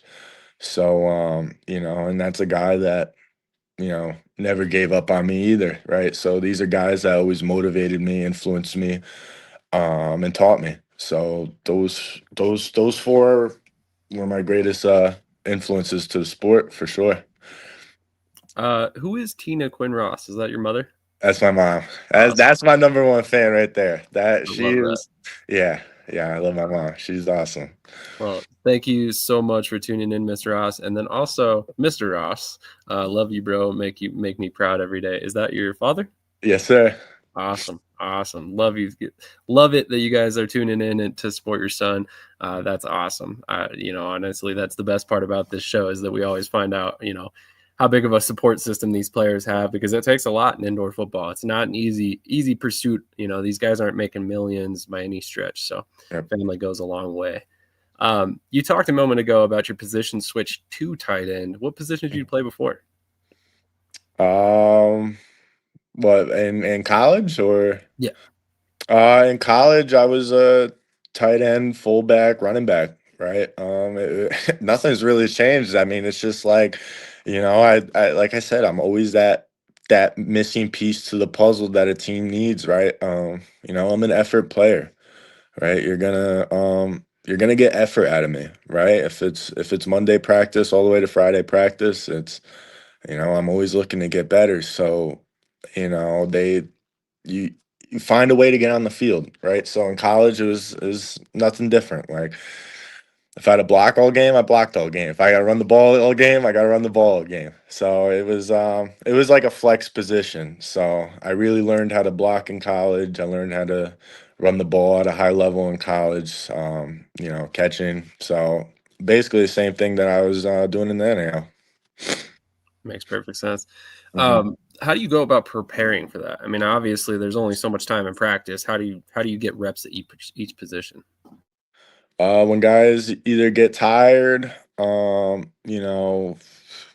some guys get lackadaisical at practice, I'm hopping in there, right? I will, I will legit hop in at O line if I feel like another guy's not giving full effort. I want to give the defense the best look we can, because making them better is going to make me better. And at practice, I try not to go off the field. I really don't. I really don't. If we're doing, indie drills, you'll see me jumping around. Like I'll go with the running backs, and then 5 minutes later, you'll see me with the O lineman. And 5 minutes later, you'll see me with the wide receiver. So I'm constantly moving throughout practice. But honestly, it's a pure love for the sport. Makes sense. Krish, do you have any more questions? No, I'm good. I appreciate you coming on, and I'm really looking forward to seeing you, and seeing what you got. Make me Thank shave you. my head. Make me shave my head. So There we go. I like it. TJ, any other questions? Cody? I just got one. I want to end it on a fun one. Mhm. take me through your game day routine. Like when you wake up, are you superstitious? Do you eat the same meal? Pump up music, kind of that stuff. Take us through a day in the life of Omaha Beef game day. So honestly, it's kind of funny when I wake up until I get to the arena. I'm not thinking about football. I feel like if you get a little too amped up before the game, when the game actually comes, you kind of lose that ampness. So, I just try to get my mind into like a calm place. So, actually, before games, I'll listen to like old country or like some light rock music. Just something to calm my nerves, right? And then when that 40 minutes hits. I'm switching the gears. I'm usually listening to like NBA YoungBoy. After that, I'm getting a little pumped up.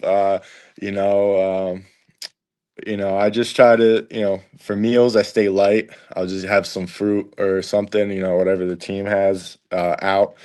But I try to keep light spirited before the game, and then once the game comes around, you're clicking. Right now you're looking like, all right, let's do this. Let's get this win tonight.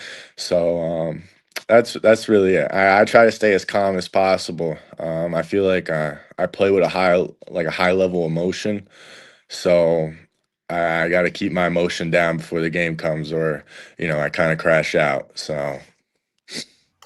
Definitely, that makes sense. Mm. David, thank you so much for your time this morning. We really appreciate having you on. Honestly, I like Liz' comment here. What an awesome attitude, wanting to do what it needs to be done for your team rather than your own ego. I love it. And honestly, I think that's what's going to make you successful no matter where you go. And honestly, I think that gives you the best opportunity to move up as well. So, all those outdoor teams are looking for guys just like you that can fill a bunch of different roles and play a bunch of different positions. So, we really appreciate your time today. Any final words for anybody watching, or any final thoughts you wanted to give before you get out of here? Was it 93 days, 94 days till the season? I can't wait, man. The clock can't go faster. Love it. All right. Thank you so much for your time this morning. Have a great rest of your Saturday, and I'm sure we'll have you back on before the season. Yes, sir. Thank you. Absolutely. Have a great rest of your afternoon, sir. Too. All right. We're going to hit a quick commercial break, and then we will. Wait, Cody, no. How dare you embarrass me in front of our guest? All right, you know damn well he's not on the roster bubble. It's not my fault. The two guys they had on Thursday night on their podcast, they're both on the roster bubble, and they know that. They're very much on the roster bubble. Kevin Simmons and Chris Perry, they're like top of the list, but that's my opinion. So that roster bubble is pretty accurate. I was gonna ask him if since he's playing all these positions, if he can just whittle it down to one, since that's all we're allowed to do. No, it's definitely cannot play both sides of the ball. Whatever. I like that Coach Troy from the Sharks is watching. Yeah. Get that message over, man. Y'all gonna get that belt this year, so get ready, buckle up. Oh, geez. All right, TJ, I know you need to get out of here. Thank you so much for your time this morning, man. Can't wait to see you next week and talk some more indoor football. Hopefully we got a lot more news coming out by then. Absolutely, guys. Everyone have a great week. Definitely. Also, check out TJ's TikTok channel. You'll grab lots of great content. It's right there in his headline as well. So check that out. Go follow him and help him on his journey as well. But we're going to hit one more commercial break, and then we'll close this show out with the rest of the topics in the NAL, and that should just about do it for us. But without further ado.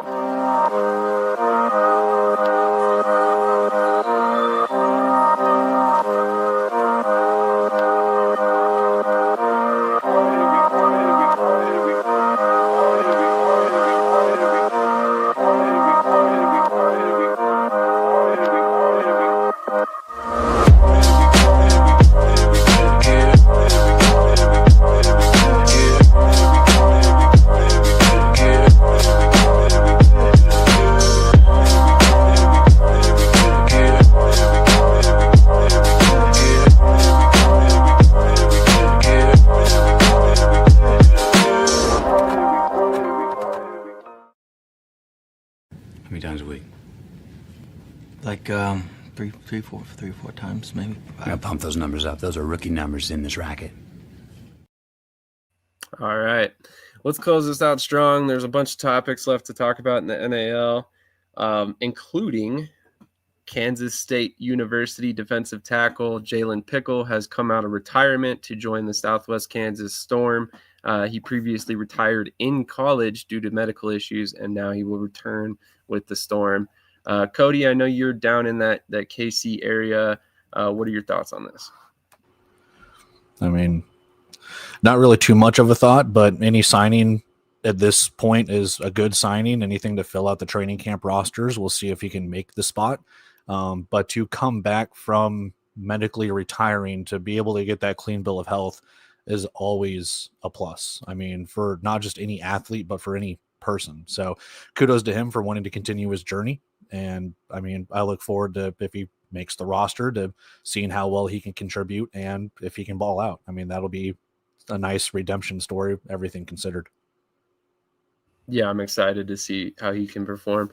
Coach B, you're also in Kansas City. How well do you know Jalen Pickle, and what do you think about the addition for the Storm? I just know him from his college days. I don't know him well, but I think it's a good pickup. Southwest Kansas Storm stay cooking, so I see they adding more to the team every day. I tell you, that's gonna be the sleeper team in the NAL. People, they got Omaha up above, they got Colorado above, Salina, but Southwest is actually putting together a solid squad. Agreed. Krish, any thoughts on this move? Yeah, I think it's really good to see, Southwest Kansas go out and find experienced linemen, at the D1 level. Anytime you can get D1 linemen in the NAL, it's huge. Now, this guy not having medically retired, it's interesting to see how he'll come back, but I'm okay with them giving him a chance. I am. I think what's the worst that could happen? They cut him after.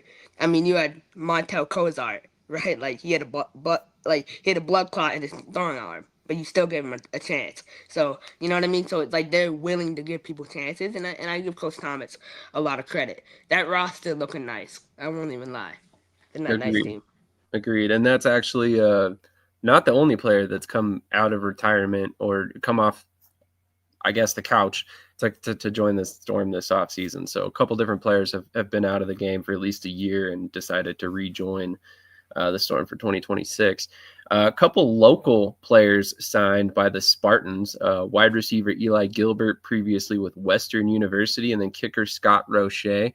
Scott Roche in particular is a very interesting. Scott Roche to complete Luis Ferreira. Luis Ferreira, man, if you're in Orlando, hit my line.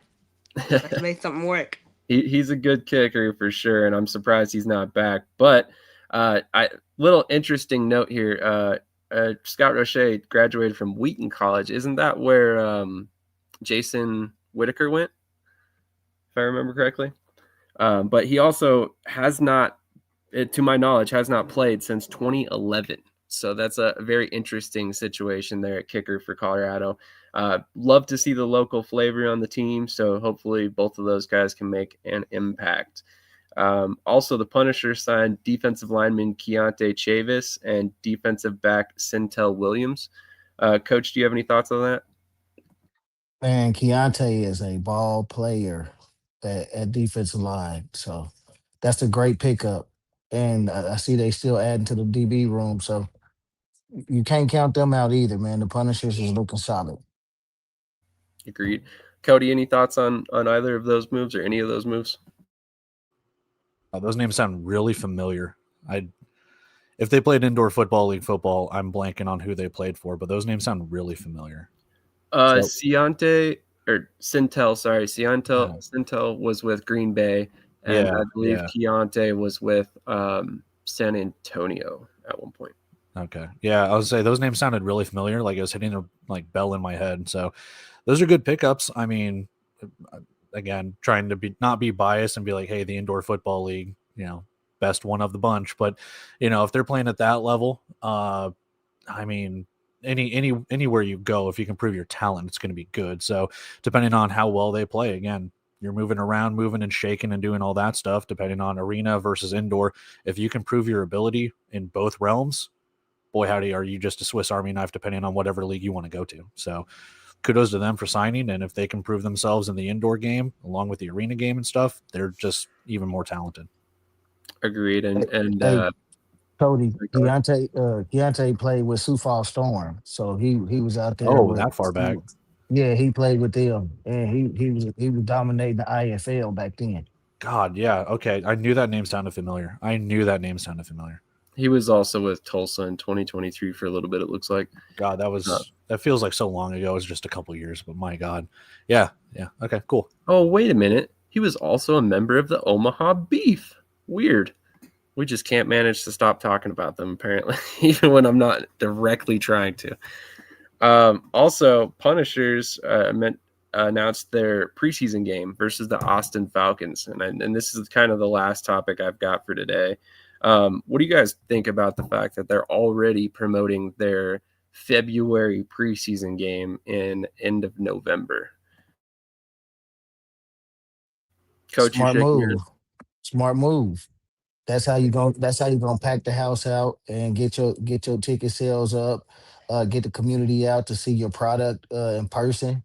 It's a marketing move, man. I think they're doing a great job. I love that what they're doing as far as marketing wise down there with Pueblo. So I don't think they not falling short of anything down there.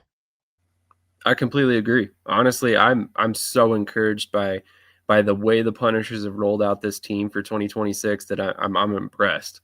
Actually a little bit of a side story, and it's kind of goofy, but recently work brought me together with somebody that lives down in Pueblo. And when I mentioned that I'm in the media world and we cover football and stuff like that, he immediately asked if we were covering the Pueblo Punishers. I didn't ask him. I didn't mention indoor football or anything like that. That was his first thought. So just kind of cool that they're making that much of an impact and they haven't even played a game. And when I mentioned to him, like, oh yeah, I'll probably see you or hopefully I'll see you at a game. He's like, oh, we'll be at every one. I've already purchased season tickets. So it's really cool to not only hear that they've got that much support already, but that they're, growing the support already so early on. So I love that. And I love the fact that they've basically had an endless stream of sponsors that looks to me like a team that's going to be around for the long haul. Krish, any thoughts on any of the signings that we mentioned other than the Colorado stuff, the Spartans stuff? Yeah. So for me, again with Pueblo, I give Tay and Solo a lot of crap. But it's just because I care. Like if I was 3-12, I would hope someone would care about me too. It's just you should be concerned, right? But no, I'm excited. I will say they are working on signing a big time quarterback. So this guy played in the IFL. If they make that happen, that would change my whole perspective on the team. Kyle Lester is still weighing his options, so he's not fully committed to Michigan, so he's still, on that line. So it's going to be really interesting to see if he decides to come to Pueblo. That would change a lot of things for them. They still need to sign more linemen, but I like their receiver room. Losing MJ Harris is a significant loss for me. He was going to be their starting slot receiver. So they'll have to go out and find someone else. But the team itself, it's not a bad team. I'm not saying they're amazing. They're not gonna, win anything, but they, it's a decent team. They'll beat Louisiana, right? I think your math is just slightly off. It's a 10-game season, so I'm not sure how you get 3-12, but that's okay. No, 3-12 combined record. Tay and Solo head coaching record combined. Okay. Yeah, 3-12. Gotcha. 3-12. That's where I We should don't have need to talk known. about that. I should I have want to known. bring something up though, and two things, and this is both on the NAL. So Dallas Bulls. Last time NAL Commissioner Brandon Acard went on Inside the Walls, he mentioned that the Dallas Bulls were having a press conference at the end of the month, right? So we're already in November 22nd. They haven't posted anything on the Instagram page since November 14th. So should we be concerned at all that there's no press conference yet for Dallas Bulls? Maybe a little bit. They still signing players. Yeah. Yeah. I don't know. As of right now, I don't have any concerns, but we're really early in the process personally. But so we'll see. Bay Area and Sioux Falls signed players before they went dormant. So did they? I thought Bay Area was kind of quiet beforehand. They might have released some players, but I know they sent Joe Fouché to the CFL, and then they kind of went there. I know for a fact Sioux Falls signed players, and then like 2 weeks later went dormant. Damn, that's terrible. Terrible. I don't recall that, but And then I'll I have trust your some knowledge. also exclusive reporting from the NAL. So last weekend, the multiple sources have told me, and again, these are really good sources, so don't question me on that. But the Amarillo Warbirds of the NAL held a mini camp with all the team there, full practices, 2-a-days, full pads. And so I have been told that there is punishment coming. We'll keep you updated on that, but just keep an eye. It's looking bad in Amarillo. You know, and I love the NAL. It's holding coaches accountable. You know, I love it. You know, you want to mess around. You want to, act like you know more than everyone else when you don't, and so you're gonna get a punishment. And so it's good to see, another head coach in the NAL has already been suspended for half a game. I know Shady's really depressed about that, but it's good to see. I love it. I love people being held accountable for their actions, and so more leadership from the NAL is coming on that soon. That's crazy. If they had a full padded two a I day know. practice, like that's that's totally unethical and illegal. That's crazy. But on a good note, happy late birthday to Coach JB down there, though. Yeah, he's about to get. His nickname is Spank, more like Spank that ass. That's Oh my it's about to god. happen soon. So I'm just saying, man. You want to play, and get the spray. It's what you're doing, man. So obviously, NAL is moving in the right direction, and I'm excited. Amarillo will still suck though. Oh, let's not They pull any punches here. don't they supposed to have a scrimmage game, exhibition game against the Falcons too? Probably. I don't know. Everyone wants to play Austin gets Julian around. Robinson. Everyone wants to play Tyrone Washington's new import coach. Let's see how long he lasts. He won't be there for more than a month. Julian Robinson. So Why the punishment? There is it's not legal for them to do any sort of padded practices this early. There's league mandates for when you can practice, when players can report, when you can house them. All that stuff is mandated by the league. So they're like I not said about technically allowed Ujah to be doing that. Hendricks, they have Ujah Hendricks. Like he's what 45. There's a better chance he's in the wheelchair than in the end zone this season. So if he tears his ACL which probably will happen if he tore his ACL or got hurt, and then they release him, right? There's consequences with that. So We do not condone any player getting hurt. That's Chris's own belief, no, not I'm Shady just saying Sports like he's Network. 45. That's not us. I'm just saying that's say when you say that, say full disclosure. This is my opinion. Yeah, for the record, obviously we don't wish ill on No, anybody. I don't wish it either. So Yeah. don't gaslight me. But But I'm just yeah, saying. he's right. Older players, there is a higher tendency for injury as far as that goes. Chris just likes to say stuff in inflammatory ways. That's all. So we'll just disregard that. Should we Cody, get to Salina and Sioux City sure, let's do that. QB battle? So Yeah, Salina, they got Evan Lewandowski coming in and Aaron Aiken. Who do you guys think is gonna win? Evan. And what about you, Cody? Who do you got? I was replying to a comment. What was the question? Evan Lewandowski from Albany and Mm. Aaron Aiken, the veteran in Salina. Who do you Mhm. think will win?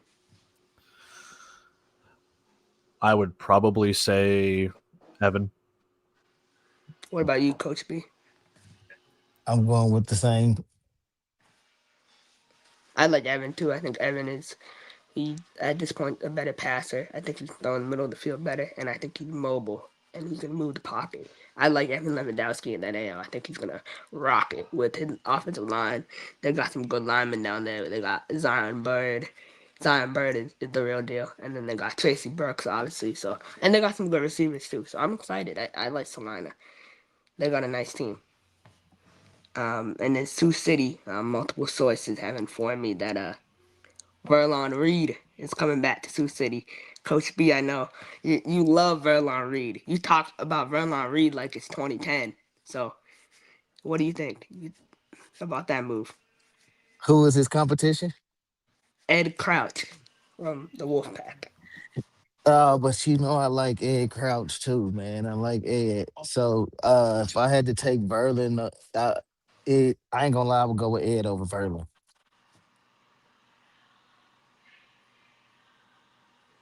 What That's an interesting quarterback room in general because I mean they're both veterans, so I have to wonder like if one of them wins, is the other guy even going to stick around? You know, because I mean at this point, does either one of those guys want to stick around to be a backup? I doubt it.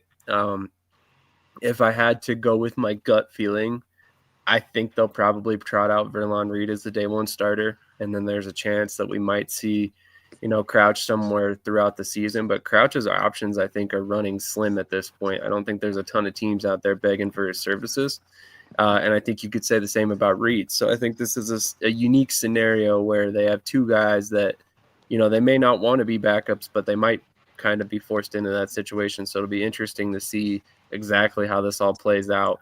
It would not shock me to see both players get significant time this year. What about you, Cody? What do you think? I'll raise the question to this. It's not necessarily who starts, but who finishes. Like, do you see both those guys finishing? If they are both subpar, yes, they're veterans of the game, but that doesn't mean that, and I'm not trying to call them out or speak ill or anything, but again, veterans of the game, injuries, we were just talking about this stuff. Is there an opportunity for Sioux City to go and get a younger player, one that can prove themselves? Do both these guys finish the season? Now, again, I'm not trying to sit there and be like, hey, no, they're both going to get cut, but is there an opportunity for someone younger to come in there? We don't know. So if I had my guess, I would probably say Verlin gets the start. Does Ed go somewhere else? Like you said, his pickings are slim. So I don't know. It'll definitely be interesting. Anything else you wanted to cover? Yeah, I think Coach Loban, if you're watching, man, like you really got to part ways with Verlon Reed. Every relationship has to come to an end, and it's time. So you got to bite the bullet and do it now, because I mean, you should have beat Omaha in Omaha last year. They should have won that game. Verlon Reed, it was 4th down and 2. He had a clean pocket, and he wide open Fred Bruno in the back of the end zone. And he missed him wide open. So that to me was the time to part ways.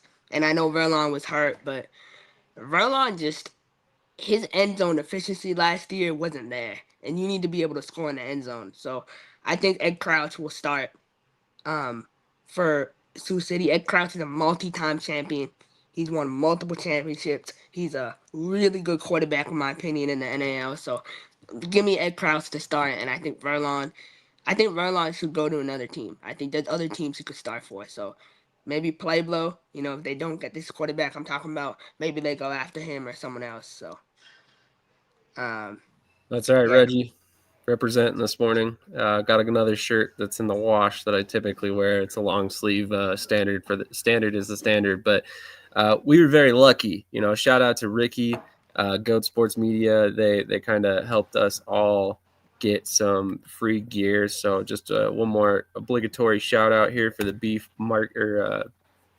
merchandise page. So go get you some awesome beef merchandise. In fact, they just came out with some holiday lines, which are pretty interesting. They've been on top of it in terms of the merchandise this season for the NAL, which I'm excited to see. I think it'll be a big thing for the teams. And as far as your thoughts on Verlon Reed, I think you have a good point. I think he could start for a couple other teams, maybe Louisiana at some point this season, depending on how the Perkins experiment goes. And then also, I think that he could potentially be staying around there until his eventual transition into coaching, which I would expect for him at some point, but we'll see. Any other thoughts? Any other? I love this comment from Mike Davis. I'm not gonna go into detail about this, but this is a inside.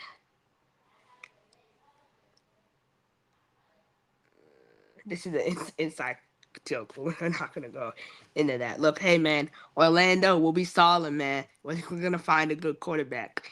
Like that's my concern as well. But don't worry, I'm sure Jawad already has his guy in the waiting. So it'll be fine. We'll be fine.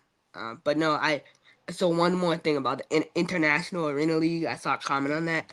I don't want to dive too much into it, but I like the documentary they did. I don't think it's a legit league at all. I think Mooka Zimmerman, like I said, Mooka Zimmerman is, he's a track record so far, unfortunately, about being involved with Ponzi schemes.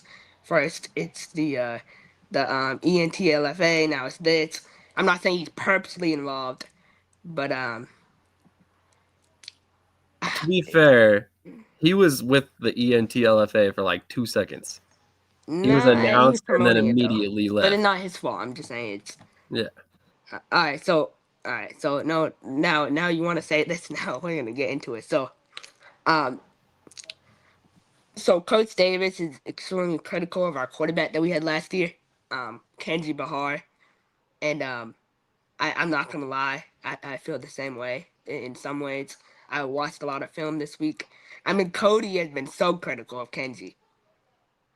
You watch any of your talk about how you feel about Kenji. You know what? I didn't think he was a bad quarterback. There's definitely it's the thing that a lot of people talk about where just because you play the outdoor game does not mean it's going to transition into the indoor game. I don't know if I've said it on here or in any of my videos, but I'll be brutally honest with you. There are probably NFL quarterbacks that can play in the indoor football league that might struggle because of the dimensions and because of how fast paced the game can be and the blitzing and everything like that. Same thing going from indoor to outdoor. That's why you see a lot of players struggle when they go from indoor to outdoor if they've been a veteran of the game and their clock's ticking to try and get out there. So was I critical of them? Yeah, but at the same time, that's also part of it. Like, you have to learn, you have to adapt, rookie or not.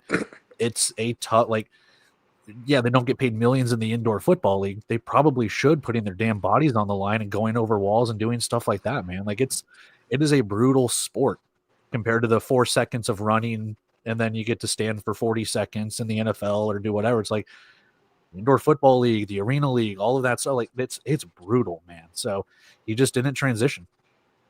Yeah, and I think the problem with him is he locks in on one receiver. So he wasn't able to go through progressions. So if he's locked in on Thomas Owens, the ball's going to Thomas Owens. And the defense, better defenses know that. And so if he comes back, he needs to be able to read. But then even if Talia comes back, Talia needs to be willing to get out the pocket and run. Yeah. He needs to be able to put his body on the line. But, so it goes either way, But that's the thing with that, though, is if Talia comes back, rookie or not, I think the spacing and the timing that he had at Maryland is not what he's going to have in the indoor football league. And again, you're looking at a Big Ten defense versus an IFL defense. Now, people can complain on what the talent level is, but pro level D1, D2, D3, FBS, FCS in the indoor football league can still be different than Rutgers. So that's just how you have it, man. I agree. And Jaden Delora, okay, we can talk about him. His Also, style when fits, you bring in those type of quarterbacks, you gotta have a coach that can be able to translate them from the outdoor to the indoor. You can't just bring in them quarterbacks and expect them to automatically translate anyway. So you gotta have a coach that be able to do that, because indoor football is totally different than outdoor. And everybody don't get that translation easy. So it has to be a smooth transition, especially at the quarterback position. I agree, 100%. I honestly think that's one of the things Krish has pointed out in the past about Massachusetts is that, if you look back, I think it was 2023 when they had Anthony Russo. Yeah, right? But he was good. Yeah. And that was Anthony Payton as the offensive coordinator, correct? Mm-hmm. Yeah. Yeah. So, that just goes to show you how important the coaching really is. Anthony Russo had never played indoor football before. In fact, they were hesitant to start him. I think Alejandro Benefield started the season that year, and then Anthony Russo came in and lit it up, and he was more of a got hurt, didn't he? What's that? I thought Benefield got hurt, didn't he? Yeah, Bennyfield got He hurt. might have. Yeah, Joe got hurt the first game, and then we brought in Russo. But Russo was like another thing is his release was amazing. Like his mentality on the field, he was a leader. He was really good. Kenji's a good, he's a good person, but I think like the adjustment to this game might not have been, suited for him, and that's fine. It just like Coach B said, yeah, like there, is expectations to obviously um like produce right away. But like the reason why I was saying like Cody, like Jaden Delora, he played in a West Coast offense, right, at Washington State in Arizona, right? So it's high flying, and so maybe his game, like that gunslinger style, fits the IFL better, if you know what I mean. I mean, it Look at that. definitely can. Mike White tuning in. Congratulations to the former Miami Dolphins quarterback. I'm just kidding. Sorry, what were you saying, Cody? No, I was just gonna say Jaden Delora is one of those guys that, yeah, depending on how the offensive scheme translates, and Coach Davis is over here, so pump his tires a little bit for what he's been able to accomplish with him. But no, like I said, it depends, because for every Jaden Delora, there is a Kenji Bahar. And that's not a knock. It's just like you have like these FBS and FCS athletes that some can translate, some won't, and some won't even take the field. And what was it? Is it the year before or the year after Russo? Mass had Mike Glass, because he did 2022. Okay, because he did pretty decently. Yeah, he came back late, right? In 2023 or something. I think like so, that. because he's what, a CFL or a UFL product too. He went to Michigan State. Yeah, he was. And he did really well. So, like I said, that's an FBS quarterback doing really well and translating to the game. So, yeah. I think, like you said, it's coaching. And like honestly, I don't say that as a knock to Martino Theus by any stretch. I think he's a great coach, but I think his track record shows that he's been more successful with veteran quarterbacks. And I think Anthony Payton is one of those guys that has a track record of coaching guys up to find success. You look at Nashville, Tyler Kolka, same situation, never played arena football. Sorry. He played like one game of arena football before signing with Nashville, and he comes in, he lights it up, and now he's, the face of the franchise. So, kudos to Krish, because he shouted out Anthony Payton on multiple different, periods of time, despite Lobo, the fact that he's I see you in the with comments. Mass. You need to pick up the phone and you need to speed dial Dalton Sneed. Anything he wants. Anything. I would love Dalton Sneed, man. I think if we got Dalton Sneed, bro, like we would go undefeated and win a championship with Dalton Sneed.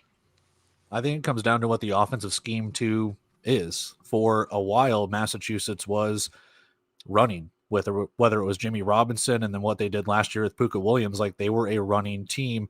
Kenji Bahar, and that's also another thing I was kind of critical of. Kenji Bahar did not kind of just tuck it and run. He would on occasion, but like you need a mobile quarterback. Not saying he was a stone back there or a statue, but you saw a little bit of that mobility with Tonga Vailoa there at the end of the season, and that helped out a little bit. So I want to see what that scheme is. And one, like Krish was alluding to, like if you're locking down on one wide receiver and you only have the running game, like it's going to be a pretty predictable offense to figure out.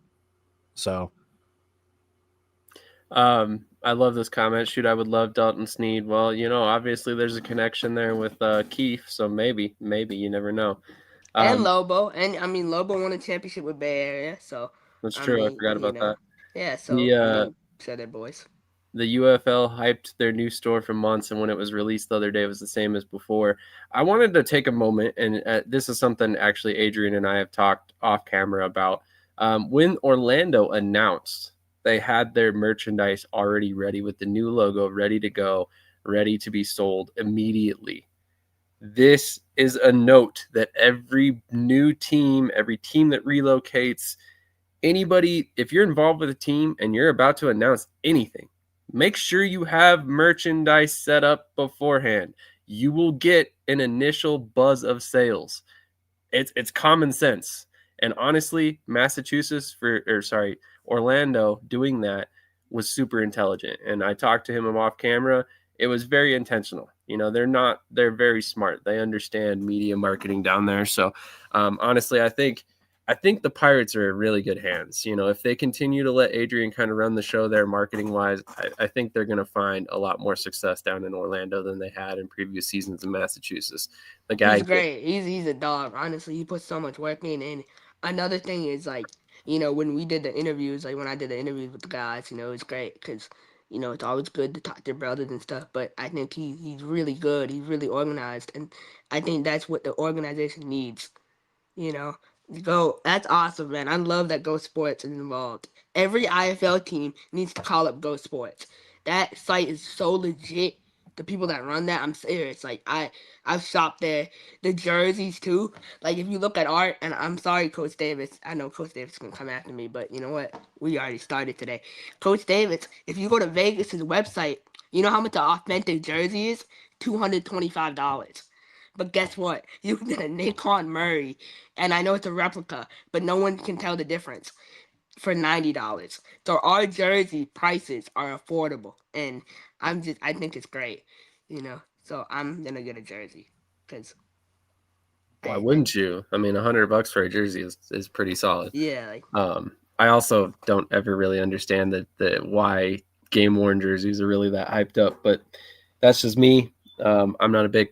No, but Vegas is never good. really A lot of IFL teams are really good. San Antonio is amazing, and so I'm glad that we're following the lead of those teams. Like almost creating our own story with merchandise. Yeah, I agree. And honestly, that's one thing that we've hyped up a lot. The NAL shop is awesome. Being able to go get, merchandise from every team in one location is awesome. Plus, I mean, if I haven't said it before, these freaking mini helmets are awesome. They're so sweet. Well worth the $40. But on that note, I think we've pretty much covered everything else that we needed to cover today. Let's go ahead and give our final thoughts and get out of here. Anything that you guys want to get out of your chest that you didn't already, Krish? No, I'm really excited, and again, I'm gonna just say this again, and I know people are tired of me talking about my Orlando Pirates, but I have to. So, it's don't become a fan now. I'm cool with all the new Orlando fans. I think it's great. Like I want our fan base to be the biggest in the country. But don't go and previously talk trash about the org. You know what I mean? And don't try now to be a fan and act like a fan. Don't act like a fan. I have all the screenshots. Don't try to switch. I know what you said about us previously. So just keep the same energy. But no, it's a new era, man. Like we're coming, man. I can't wait. May 18th, we play the champs. Cody pointed out that it might be at a neutral location. So Allegedly. Allegedly, like I can't wait for that to be released. Like, man, that's gonna be personal for me. Like I'm showing up with my ski mask and everything. Like I can't wait. Oh man, we're about to put a thumping on them. Like it's Rob Keefe is like the legend, man. Rob Keefe, I'm so happy. Man, I can't wait to meet Coach Keefe, our new fearless leader. And don't even start and say he'll be here for a year. No, Rob Keefe is the future of our franchise, and I could see him being here for the next 10 years as our coach. And he's going to lead us to a lot of championships. All right, 2 hours, 19 minutes, 46 seconds. Need to take that down as a note because that is quite the claim, my friend. Anyway, big allegation. Cody, any final thoughts for you, sir? Shadron State at Pitt State today, D2 national playoffs. Go Gorillas. There you go. Hopefully they can take home the win for you. It's been a couple great weeks for you so far. Coach B, any final thoughts for you? St. Joe Goat's gonna win the TAL. I can see it at this point. Honestly, the Hot Springs, Arkansas Diamonds. Sorry, I will forever call them the wise guys, apparently. But if the Arkansas Diamonds are probably the biggest competition there. 10 years. Wow. Yeah, trust me, that's going to be a claim that comes back. It'll be 10 years or 10 months. It'll be 10 something. But if my it thing might be is 10 days at this rate.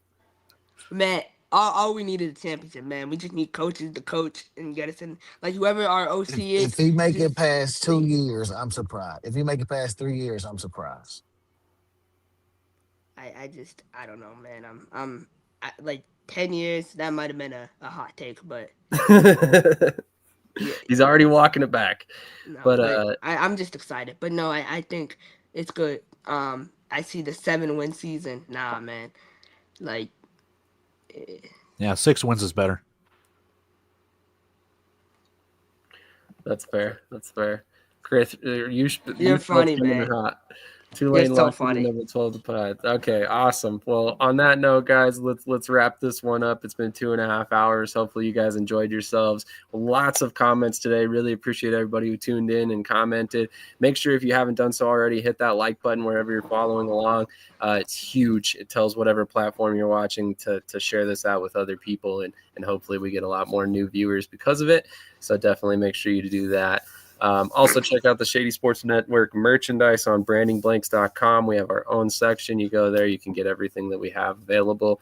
Not quite to the quality of the NAL shop yet, but we're getting there. Not quite as many options.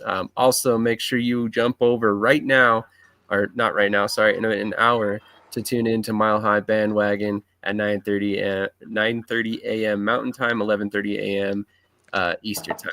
So with that, we'll catch you guys next week. Great show. Thank you, everybody, again for tuning in and all the comments. You guys are awesome. Honestly, we have kept this show rolling all off season because of you guys. So if you want this show to keep going, make sure you remain in the comments every week. Give us your thoughts, your hot takes, your predictions, whatever. We love to see it.